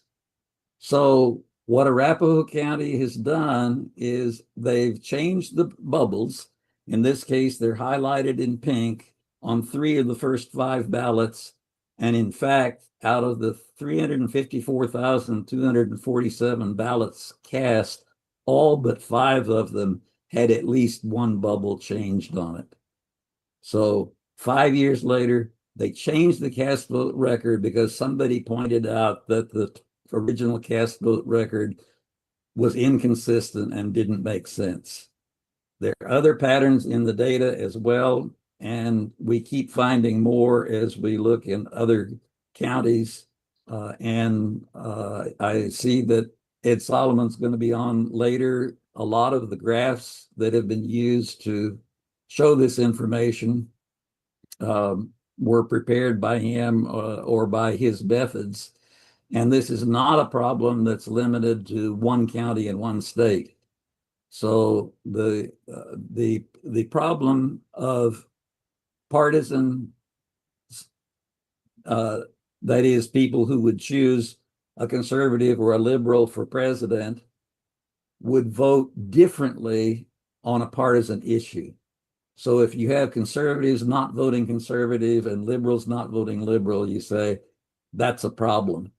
And then when you see a lockstep motion of any consecutive block of 10,000 ballots, it's the same percentage of Republicans voting no as Democrats voting no.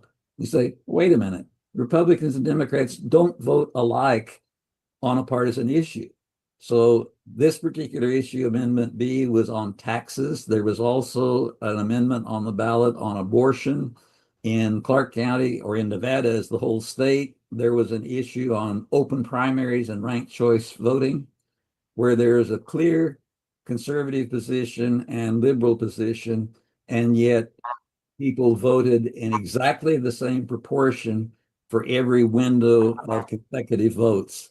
So it's a little hard to see on the black background, but here is the original cast vote record of the percentage of Trump voters voting no, which is the conservative position on Amendment B, and blue is the percentage of Democrats voting no. Well, The first red flag here is that you've got conservatives voting for the liberal position because the no vote is less than 50%. So that red curve ought to be way up here at the top. People who are going to vote for Trump are not going to vote for higher property taxes for homeowners. Now, the blue curve, which is hard to see on the black background, but it's even harder because they overlay each other almost exactly. And what each point on this graph means is a sliding window of about 10,000 votes. So this first red dot means look at votes 1 to 10,000. What percent of Democrats voted no and what percent of Republicans voted no? Should have been a 80-20 split. It wasn't. They both voted exactly 44% no. And then slide the window over and look at ballots 2 to 10,001 and then 3 to 10,003. So you're looking at all the blocks of 10,000 consecutive ballots. That means you could throw a dart and start anywhere in the list of votes and take the next 10,000 ballots, and the Republicans and the Democrats would vote the same on a partisan issue. That's just not statistically possible. And so what that means to me is that Arapahoe County took one cast vote record, which they admit is incorrect, because the Republican Ken Buck got 77% of his percent of his votes from Democrats, and replaced it with another incorrect cast vote record. And now they say, well, this was just because we redacted a few small precincts. No, that's not what they did. What they did was more like, if the ballot had just been one page, cutting all the ballots in half, shuffling the second half, and then taping them back together and say, here's how they voted. And that was what I showed at the beginning, was how the votes were changed from the cast vote record in 2020 to the updated version posted in 2025. This is also visible in Clark County, Nevada, in every county in Maryland, Jefferson County, Colorado. Seems like the more places we look, the more places we find it. And it's just not possible that this was done in a fair election. Fair election, mail-in ballots just don't sort them like this, themselves like this, to produce the curves with unbelievable results. So that's what's going on in my little corner of data research. And thanks for having me on. You got it. Thank you very much. Raj?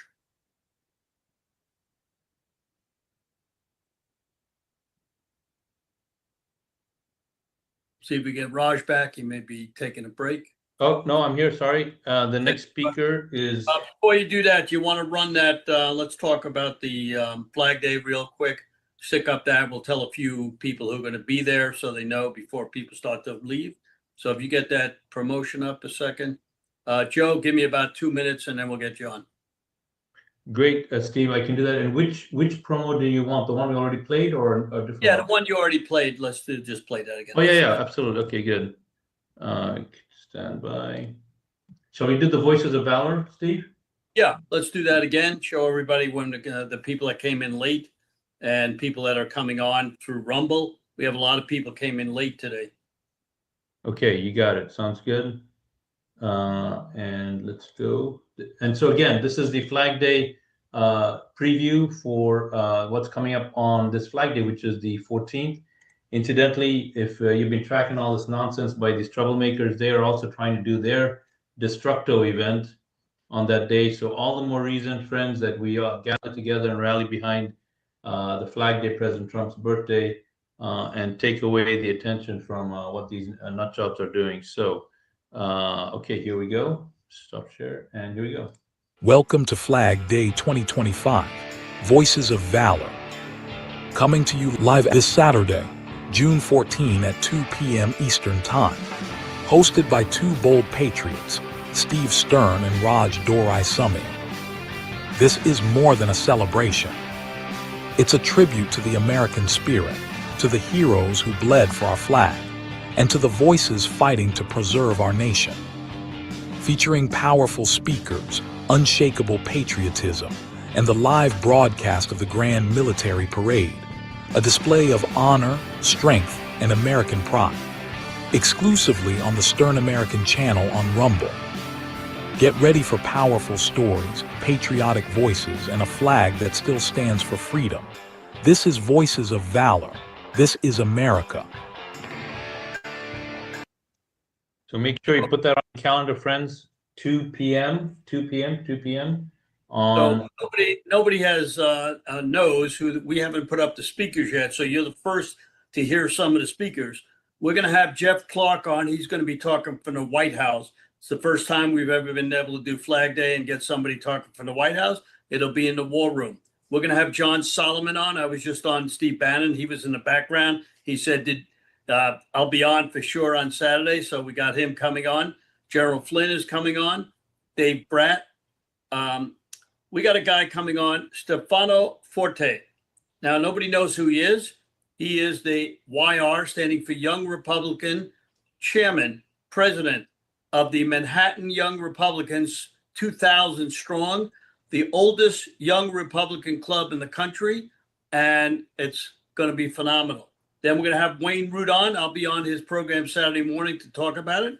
We're going to have Linda Lanier on. She's going to be singing some songs. She's also going to tell you when they fold the flag, what each fold means.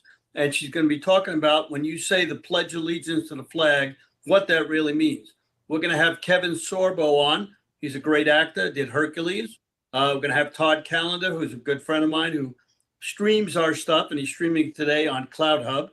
Dane Sensor, who was the original guy who gave me the flag opening up. And we're going to have a couple of flag experts and a flag company, Steve Simmons, who I found just recently, 54 years in business.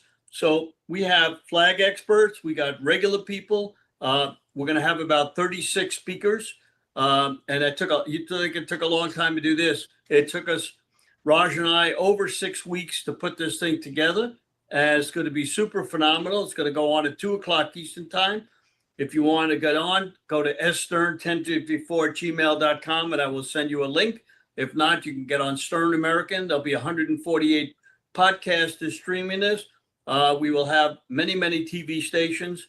So this last year, we got about 1 million people on. We're hoping to get 10 million on today.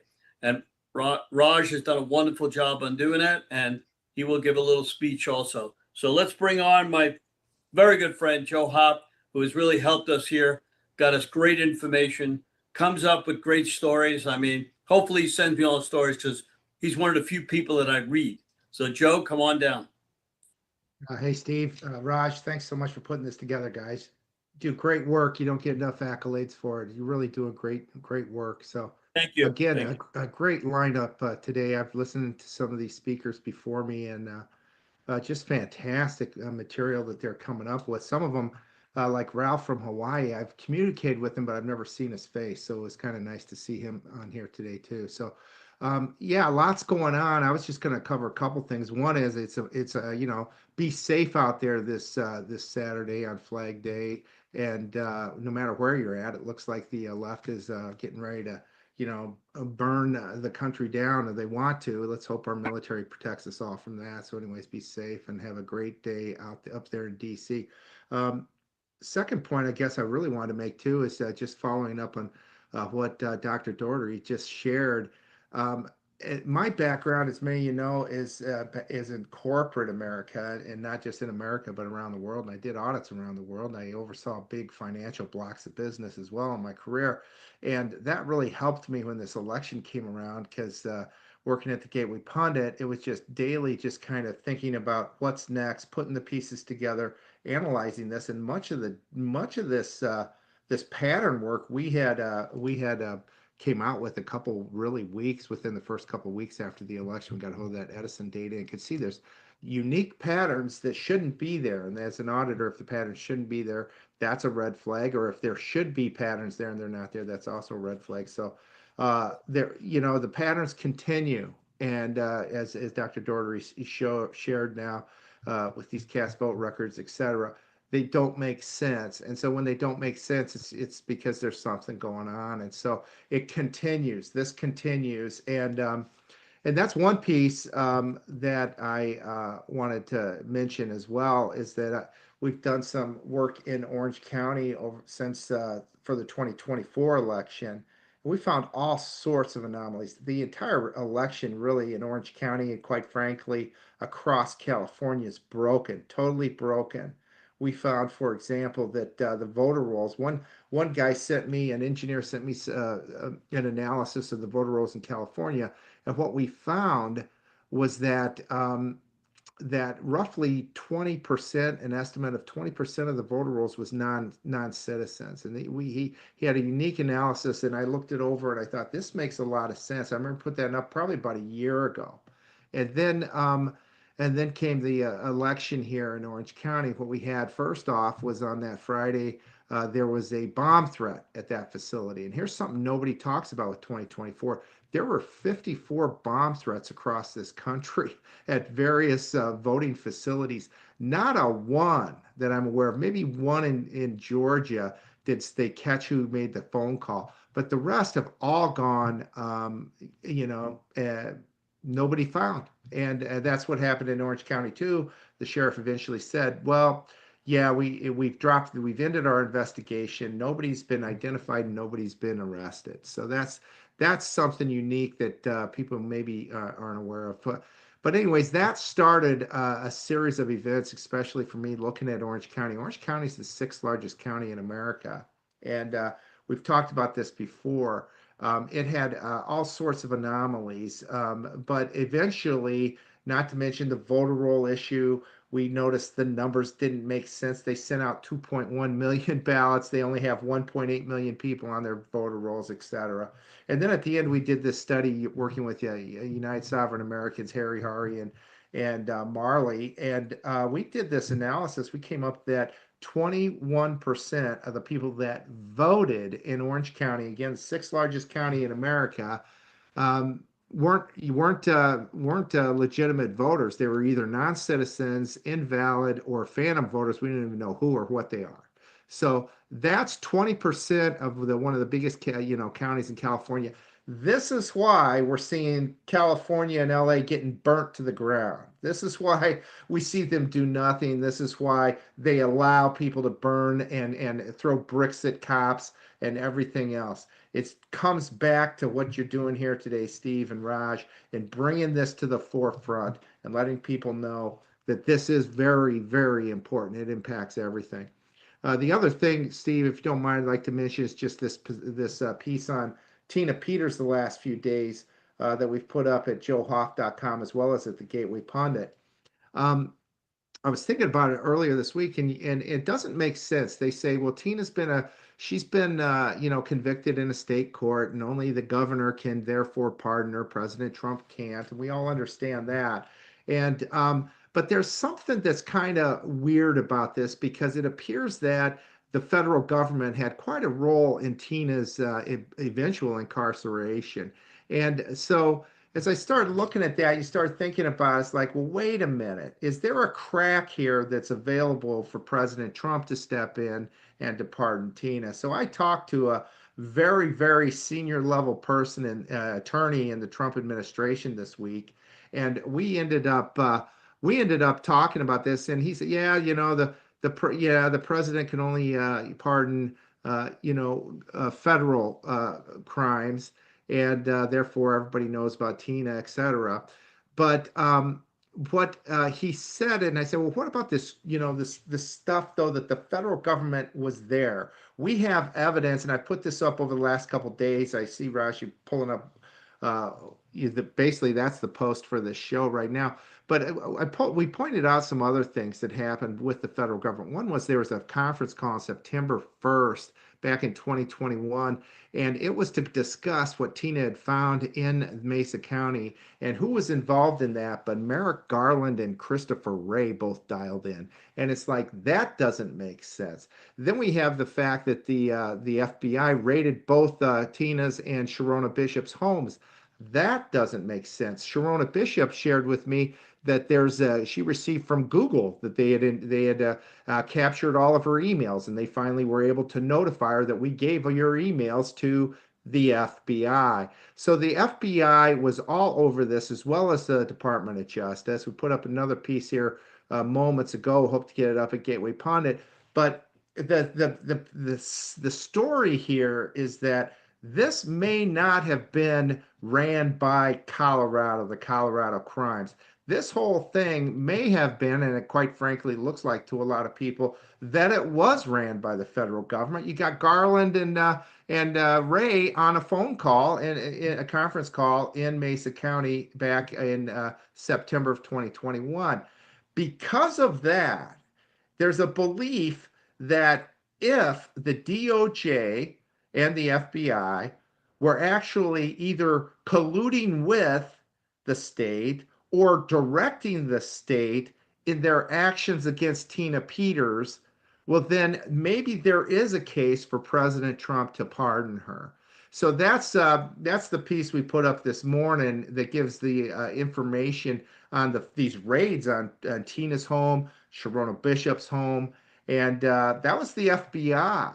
And it wasn't the city that was running that. It wasn't the state. It was the FBI that raided those homes. So we don't know yet all the information about this communication between these entities, but we're putting some pressure on Bondi and the DOJ and others to take a look into this, because if this is the case, maybe it is appropriate for President Trump to step in and pardon Tina. So we're doing whatever we can to try to get that woman out of prison. It's atrocious, as we all know. It's a crime that she's there. And we really need to get the right people there. So Steve, I'll end on that, but thanks for having me here. Also, put this up for the governor, Raj. You're up. Yeah, we've been asking everybody to call the governor to try to pardon Tina Peters. So there's the number, Governor Jared Polis. We think about 100,000 people have called already, 303-866-2471.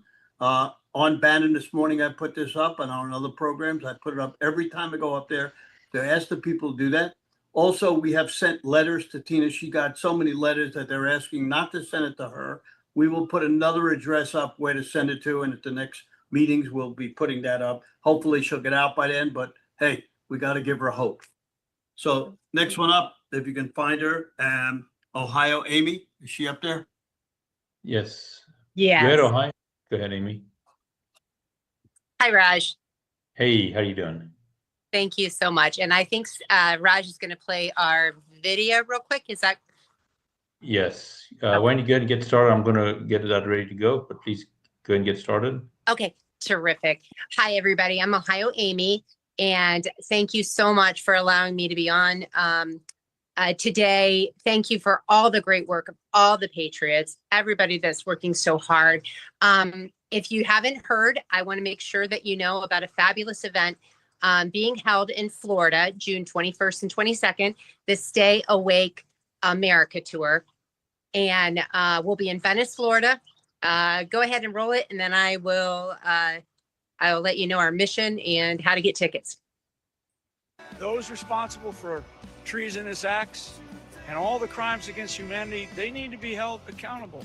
They definitely need to be held accountable to the full extent of the law. And I mean that. I mean, if our founders taught us two things, they taught us courage, they taught us how to be courageous by their own demonstrated actions, right? But they also taught us to be accountable for the things that we create. So we need to stay awake, America. And the Stay Awake America Tour is going to go around to help educate and empower us as we continue to embrace the forces behind Make America Great Again, Make America Healthy Again, and President Donald J. Trump to really help save America and the world from these evil globalists. I'm part of the Stay Awake America movement to take action. Local action does equal a national impact. And it only equals a national impact if you stand up, step up, and speak up. So thank you very, very much. This is not a General Flynn event, but myself and Pastor McLeod are the organizers. So our mission is to unite, engage, and activate. Local action equals national impact. So we're going to do that through a concert-like event. We're going to have music, Christian rock star Casper McLeod, along with Tom Katz and Glenn Baker. Tom Katz is a country artist who is on the top. He has a hit of Whiskey Town on top four on the top 10 chart. So amazing patriot artists. And we're going to have some fabulous speakers, over 20 speakers, doctors. We're going to learn about health, civics, education, child sex trafficking. We're going to empower people with solutions. I know a lot of us are tired of just hearing about things, but not having the direct call to actions and what to do, solutions. And that's what makes this event different. I'm a connector, just like Steve Stern. He gets all these great people together to educate and to empower people. Tell them I think we're in their communities are starving for leadership. They are awake, they see the crimes, they see what's happening, but they really don't know what to do next. So Casper McLeod and General Flynn spoke after the last Reawaken America tour and decided that they agreed. The thing that bothered them the most, what they were most concerned about, was the public falling back to sleep, having a false sense of security and peace that, okay, President Trump is in office and he's got it. But we all know that that's farthest from the truth. Everything that you guys are doing here today just tells us there's roadblocks, there's brick walls we keep getting keep getting thrown to us, which are not even it's not even feasible. It's not common sense. It's just rhetoric. It's just semantics. And we've got to unite, engage, and activate. We've got to teach people solutions. And that's what makes our event a little different. It's all for the glory of God. And I was on the Defend Florida. They're the new name, Reunite. Reclaim campaign. Yes, Reclaim. And at the end of the call, Raj had the courage to say, if anybody is called to prayer, let's pray. You know what? We are in a revival. And the only way that America is going to be saved is through the power of prayer. So we know there's not one man or one woman that's going to save us or the United States until Jesus Christ walks again on this earth. Not even President Trump can do it alone. He needs our prayers. He needs our support loud and clear. But ultimately, he needs our action, local action, national impact. And that's the tag phrase. If you follow General Flynn, you hear him say it often. And it's so true. We have to engage. We have to start at our homes. If we've moved upon our homes, we need to go into our communities, our cities, our states, because we're a republic. All the power is in the states. And we need to go back and we need to learn that our sovereignty is a personal sovereignty, a spiritual sovereignty, and then we have discipleship. We need to replicate. We need to figure it out. We need to tighten the ship, and then we'll be able to replicate. And then what we want to do by faith is go across the country and empower communities, set up leadership, just like you guys are all doing. But in our mind, we want to open that to multiple different avenues, whether it's health, civics, education, teach. We have someone coming that's going to, within 3 months, be able to set you up for a charter school. Whether you are just a homeschool community of 3 or 4 kids, this gentleman, Pastor Devin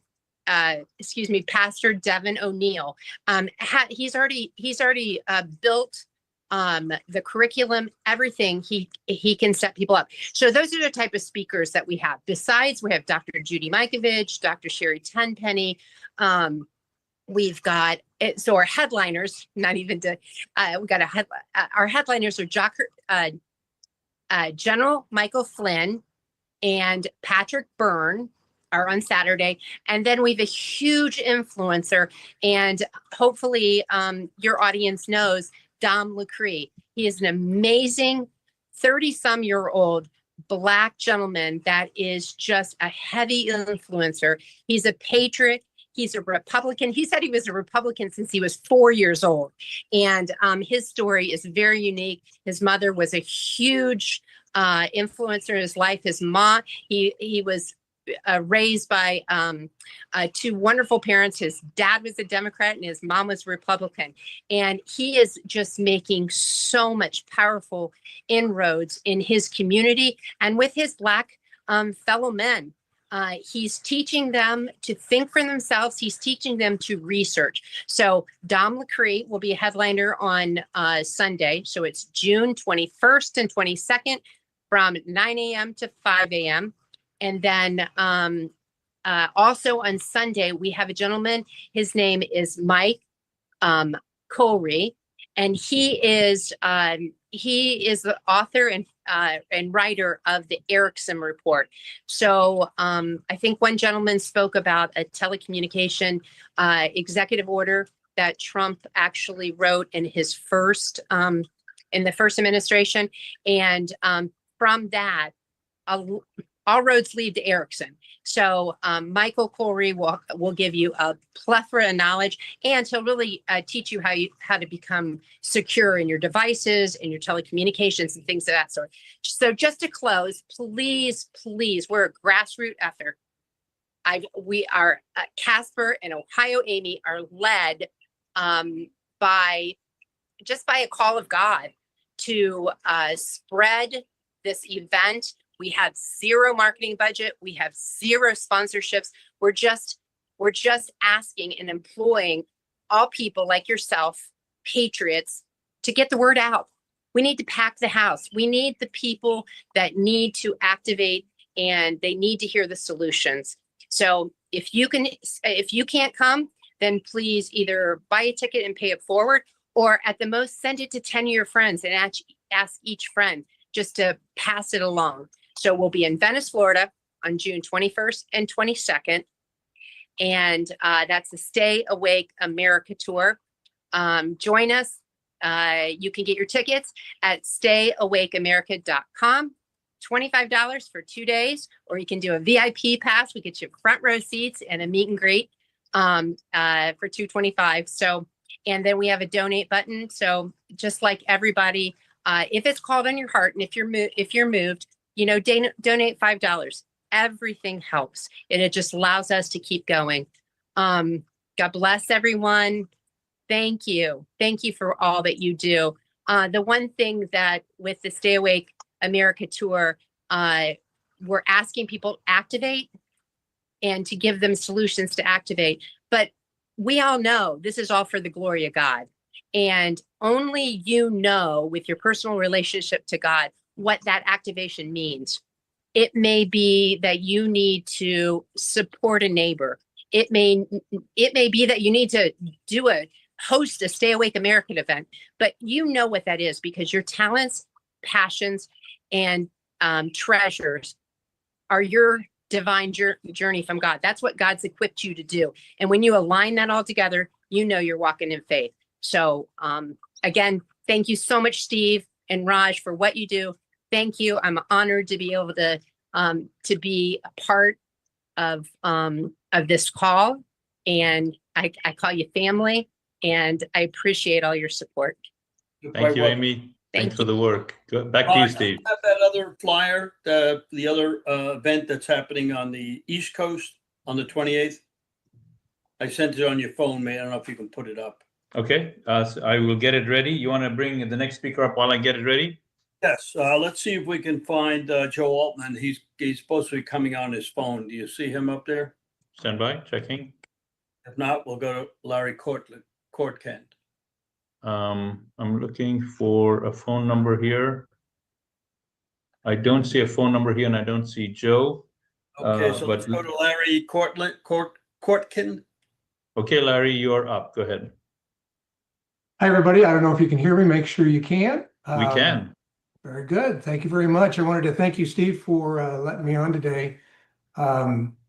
Usually, when I'm speaking to a larger group like this one, particularly an unknown audience, I typically begin a little differently. But For those of you who don't know me, I'm Larry Courtcamp. My partner Susan Hamilton and I have created OBBM Network TV. It is a network of to be hundreds of localized, hyper-local channels in cities across America. So for today's audience, let's talk about something just a little deeper. The call today is always about election integrity, which usually brings to mind voting procedures, making sure ballots are counted correctly, efficiently, and securely. And all of that really matters. But before we talk about what happens on election day, we really need to talk as well about what's happening before it. Most of us are no doubt familiar with the phrase preaching to the choir. Well, today I will fully admit I probably am preaching to the choir. As it's been mentioned earlier, I think it's estimated that up to 8 million people are going to be watching this show today, which is an incredible number. And speaking of somebody in the industry, it's amazing that we can get this many people together to do something. And it speaks volumes about how many people really do care about election integrity and the future of this country. But let's put that into context for just a bit. There are over 260 million eligible voters in the United States. And in most local elections, turnout falls somewhere between 4 and 15%, and sometimes even lower. Well, that just means in numbers that fewer than 10 million people are actually voting in their own communities. Well, that's about the size of our audience today. So you that are watching today, you get it, you care. And in my analogy, you're the choir. But even if the choir needs to, knows what they know, they still need to understand the depth of the challenges that we still face, particularly on the local levels. This means millions of people don't even realize that their local government has even more impact on their lives than Washington ever will. And, that's the danger. That's the vacuum. That's where apathy grows. It's usually not loud. It's not dramatic. It's usually quiet and slow, but it's deadly to free people like Americans. When we rally and we get all fired up, we might turn out for national votes like we recently did, electing Donald Trump. Thank God we did that. But it's local where we are losing the entire war. That's the part that keeps me up at night, because local is where real life happens. It's where decisions are made about your taxes, your roads, your schools, your law enforcement, your property rights, everything that affects your family and your future. But most people don't even know when their local elections are happening, let alone who's even on the ballot. And it's really not because they're dumb or lazy. It's just because they've been conditioned to believe that local doesn't matter. Nothing changes, or that somebody else will be handling it. And that's why Susan and I started OBBM Network TV. It's a citizen-led, hyper-local streaming network of channels dedicated to reviving civic awareness at the city level. We give everybody, everyday people, like Ohio Amy was just saying, a front row seat to what's actually happening in their own backyards, from entertainment to information. We stream city council meetings, school board meetings, local business stories, and conversations with mayors, educators, community leaders. So the viewers aren't just hearing about things or reading about what's happening in their city, they're actually seeing them in action. Because here's the truth. Election integrity doesn't begin with counting votes. It actually begins by getting people engaged enough, caring enough to actually cast those votes. That not only happens when people understand the process and realize that their votes truly matter. In many local elections, the differences between winners and losers can come down to just a handful of votes. And everybody needs to know their vote counts. So we're not just trying to wake up voters, we're trying to rebuild a culture of engagement. And it starts one city at a time, one story, one neighbor. But how do we actually do that? How do you get people to care again? Because the hard truth is you can't force people to care. That's been tried enough throughout history, and it just never ends well. You can't shame them, you can't scare them, and you certainly can't legislate it. But we're thinking maybe, just maybe, you can show them what caring should look like or does look like. And that's the approach that we're going to take at OBBM. We believe that if people see their community, really see it, they'll begin to appreciate it.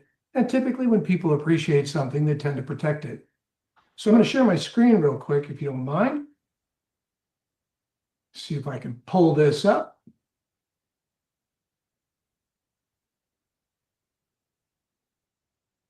Are we good? Cool. OBBM's content catalog, we contain hundreds of shows that reflect the many sides of life in America. How that includes election integrity programming, just like the show today, Steve's Stern American show, as well as shows like Linda Sinkowitz. Linda's got a brand new show on the network, Fight, from fightvoterfraud.org. But we also give people a broader picture of what it means to live in this country throughout shows like Steadfast and Loyal, my buddy Colonel Alan West, America Can We Talk with Debbie Georgiadis, Steel News with Ann Vandersteel, and On the Ballot from Ballotpedia. We have dozens of lifestyle shows such as Cure America, Classically Chloe, Life in the West, and At Home with Julie Jones, one of her amazing cooking shows. Our health and wellness programming features respected voices like Dr. Peter McCullough, Dr. Brian Ardis, and we carry powerful Christian content from leaders such as Pastor Jack Hibbs and Nikki Kliegel. But the most important programs, the ones that we think are going to shape the future of the platform, are the ones that are going to come from local people living in thousands of cities around this country, because that's where the real stories are, and that's where engagement's going to begin. We also are supported by incredible partners and strategic alliances. Our partnership with Spieler TV allows us to reach millions of conservative viewers through news websites, podcasters, influencers, email newsletters, and our collaboration with Ballotpedia, the nation's foremost provider of election and voting information, helps to ensure that Americans have access to ballot issues, voting rules, candidate profiles all across the country. Working with local organizations and grassroots coalitions that are deeply concerned about election integrity, constitutional authority, restoring transparency to the voting process. All these together, we are creating a movement that really says more about what we're doing as Americans. And it's not just on TV, but it's alive and it's active in cities across America. So there are so many ways that we can affect change through this channel that we need help from all of you to make sure that it does what it needs to do. Like Ohio Amy said, we have to invigorate our communities. We have to create alliances. We have to give a platform that people around the country can utilize in the best way possible in order to make their words known and what they have available to the public. I just want to wrap up today by just saying, let me remove this stopping the share here. There we are. Thanks, Steve, for letting me come on. The channel is OBBM Network TV. We are available on every platform, whether it's mobile devices, on the web, like we're going at it today. The main focus of our efforts are on TV. So you can find us on Apple TV, Roku, and Amazon Fire Stick. So make sure you download us on those platforms and become a part of it. Every channel includes a 24/7 streaming channel. That's because we all know a lot of people won't seek out the information that we need them to get. If we include it into daily programming, they simply turn on a channel for Plano, Texas. They're going to be informed about local events. They're going to see local things coming up on the weekend. They're going to see news shows, cooking shows, all this type of information. And along the way, we share with them information that we feel they need to know. Who's running for office? Who's currently running your offices and your mayors, whatever that happens to be, and you got to stay involved. So obbmnetwork.tv, not .com, obbmnetwork.tv on the web, and on TV, it's just the OBBM Network TV app, and download us today.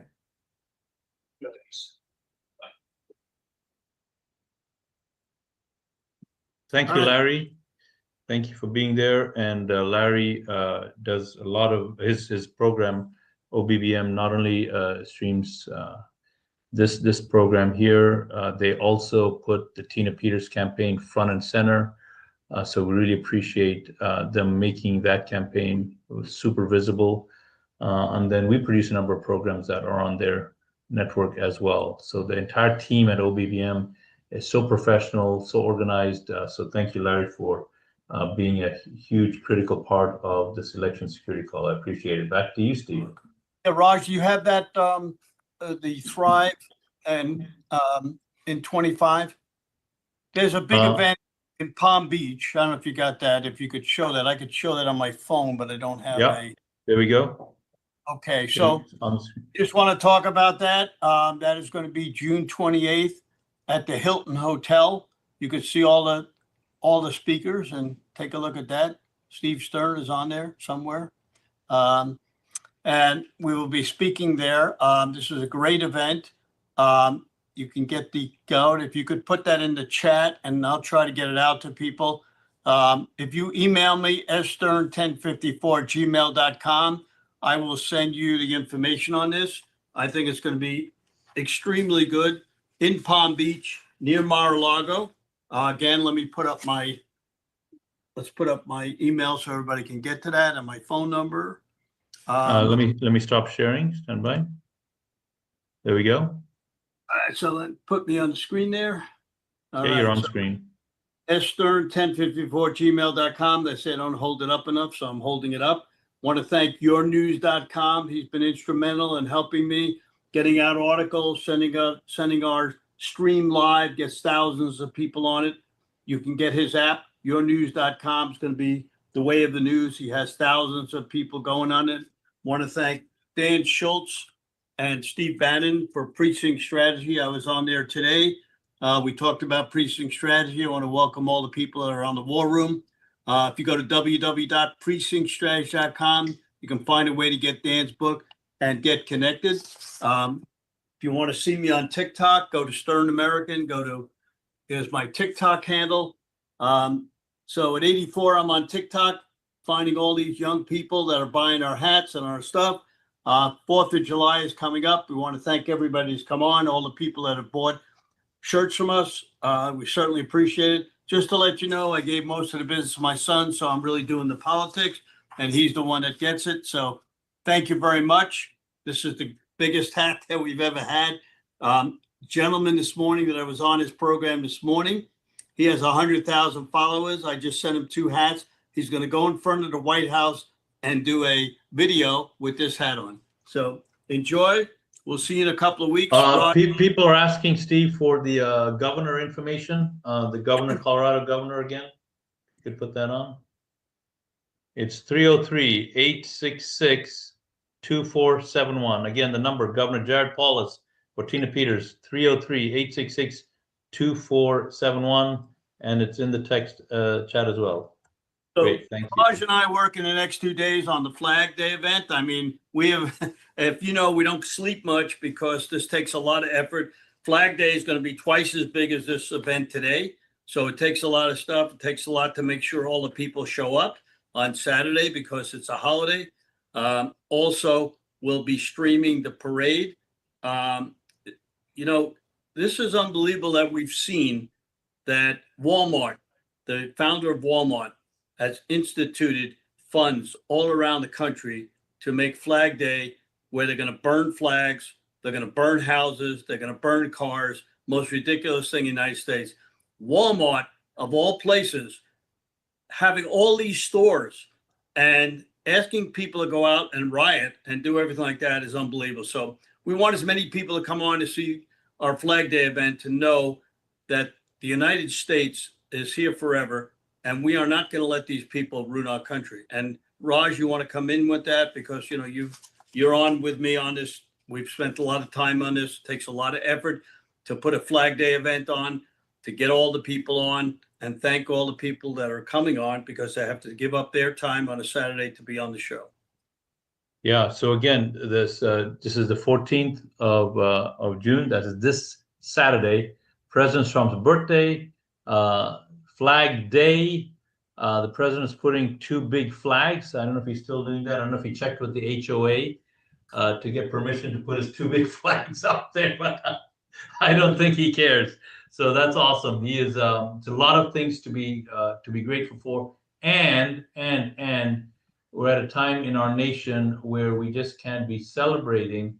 We have to be vigilant as well, because the opposition, the darkness, is trying to encroach on our way of life, and we have to and must and we will push back. And Flag Day is a big part of that. Why? Because it's bringing a huge community together. So we would really appreciate your support in you sharing the links to the Flag Day event with your groups, your clubs, your RECs, your churches, anyone that you are associated with. We'd really appreciate you sharing the link to Flag Day. It's going to be a great event, full of speakers, information, inspiration, music.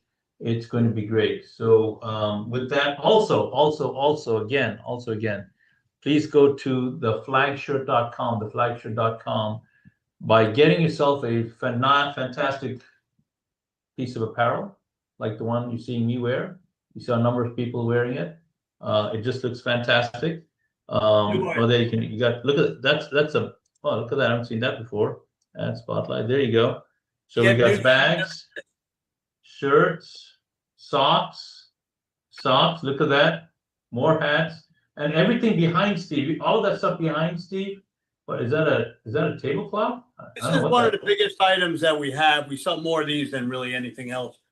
The women put this in their bag and they wear it when they go to rallies and stuff to show their patriotism. So we have many new items. The biggest thing we have that we've ever had, we're starting to sell it again. There's both T-shirts, back-to-back World War champs. So in this type thing, we need to come up with a new one for this. But we have so many items. Even I don't know what we have. So that's the thing. But who comes up with this? Who comes up with that? That's such a great. I've never seen a back-to-back World War champ. We want to say goodbye to everybody, and we want to thank Melissa, who helps me, my assistant, Anthony, who's working round the clock to put this on, and also our Flag Day event, and Samantha, who's also helping us. It takes a team to do this, and they don't get the recognition. And we want to thank them so much, because endless hours. I mean, I'm getting up 4:30. I know, Raj, you never sleep. So, you're working on, he's at board meetings, and he's at school boards, and he's at everything under the sun. And just to come on over here, Melissa, we're going to bring Melissa on. She's going to say hello to everybody. Hi, Melissa. Thank you for everything, for all your help.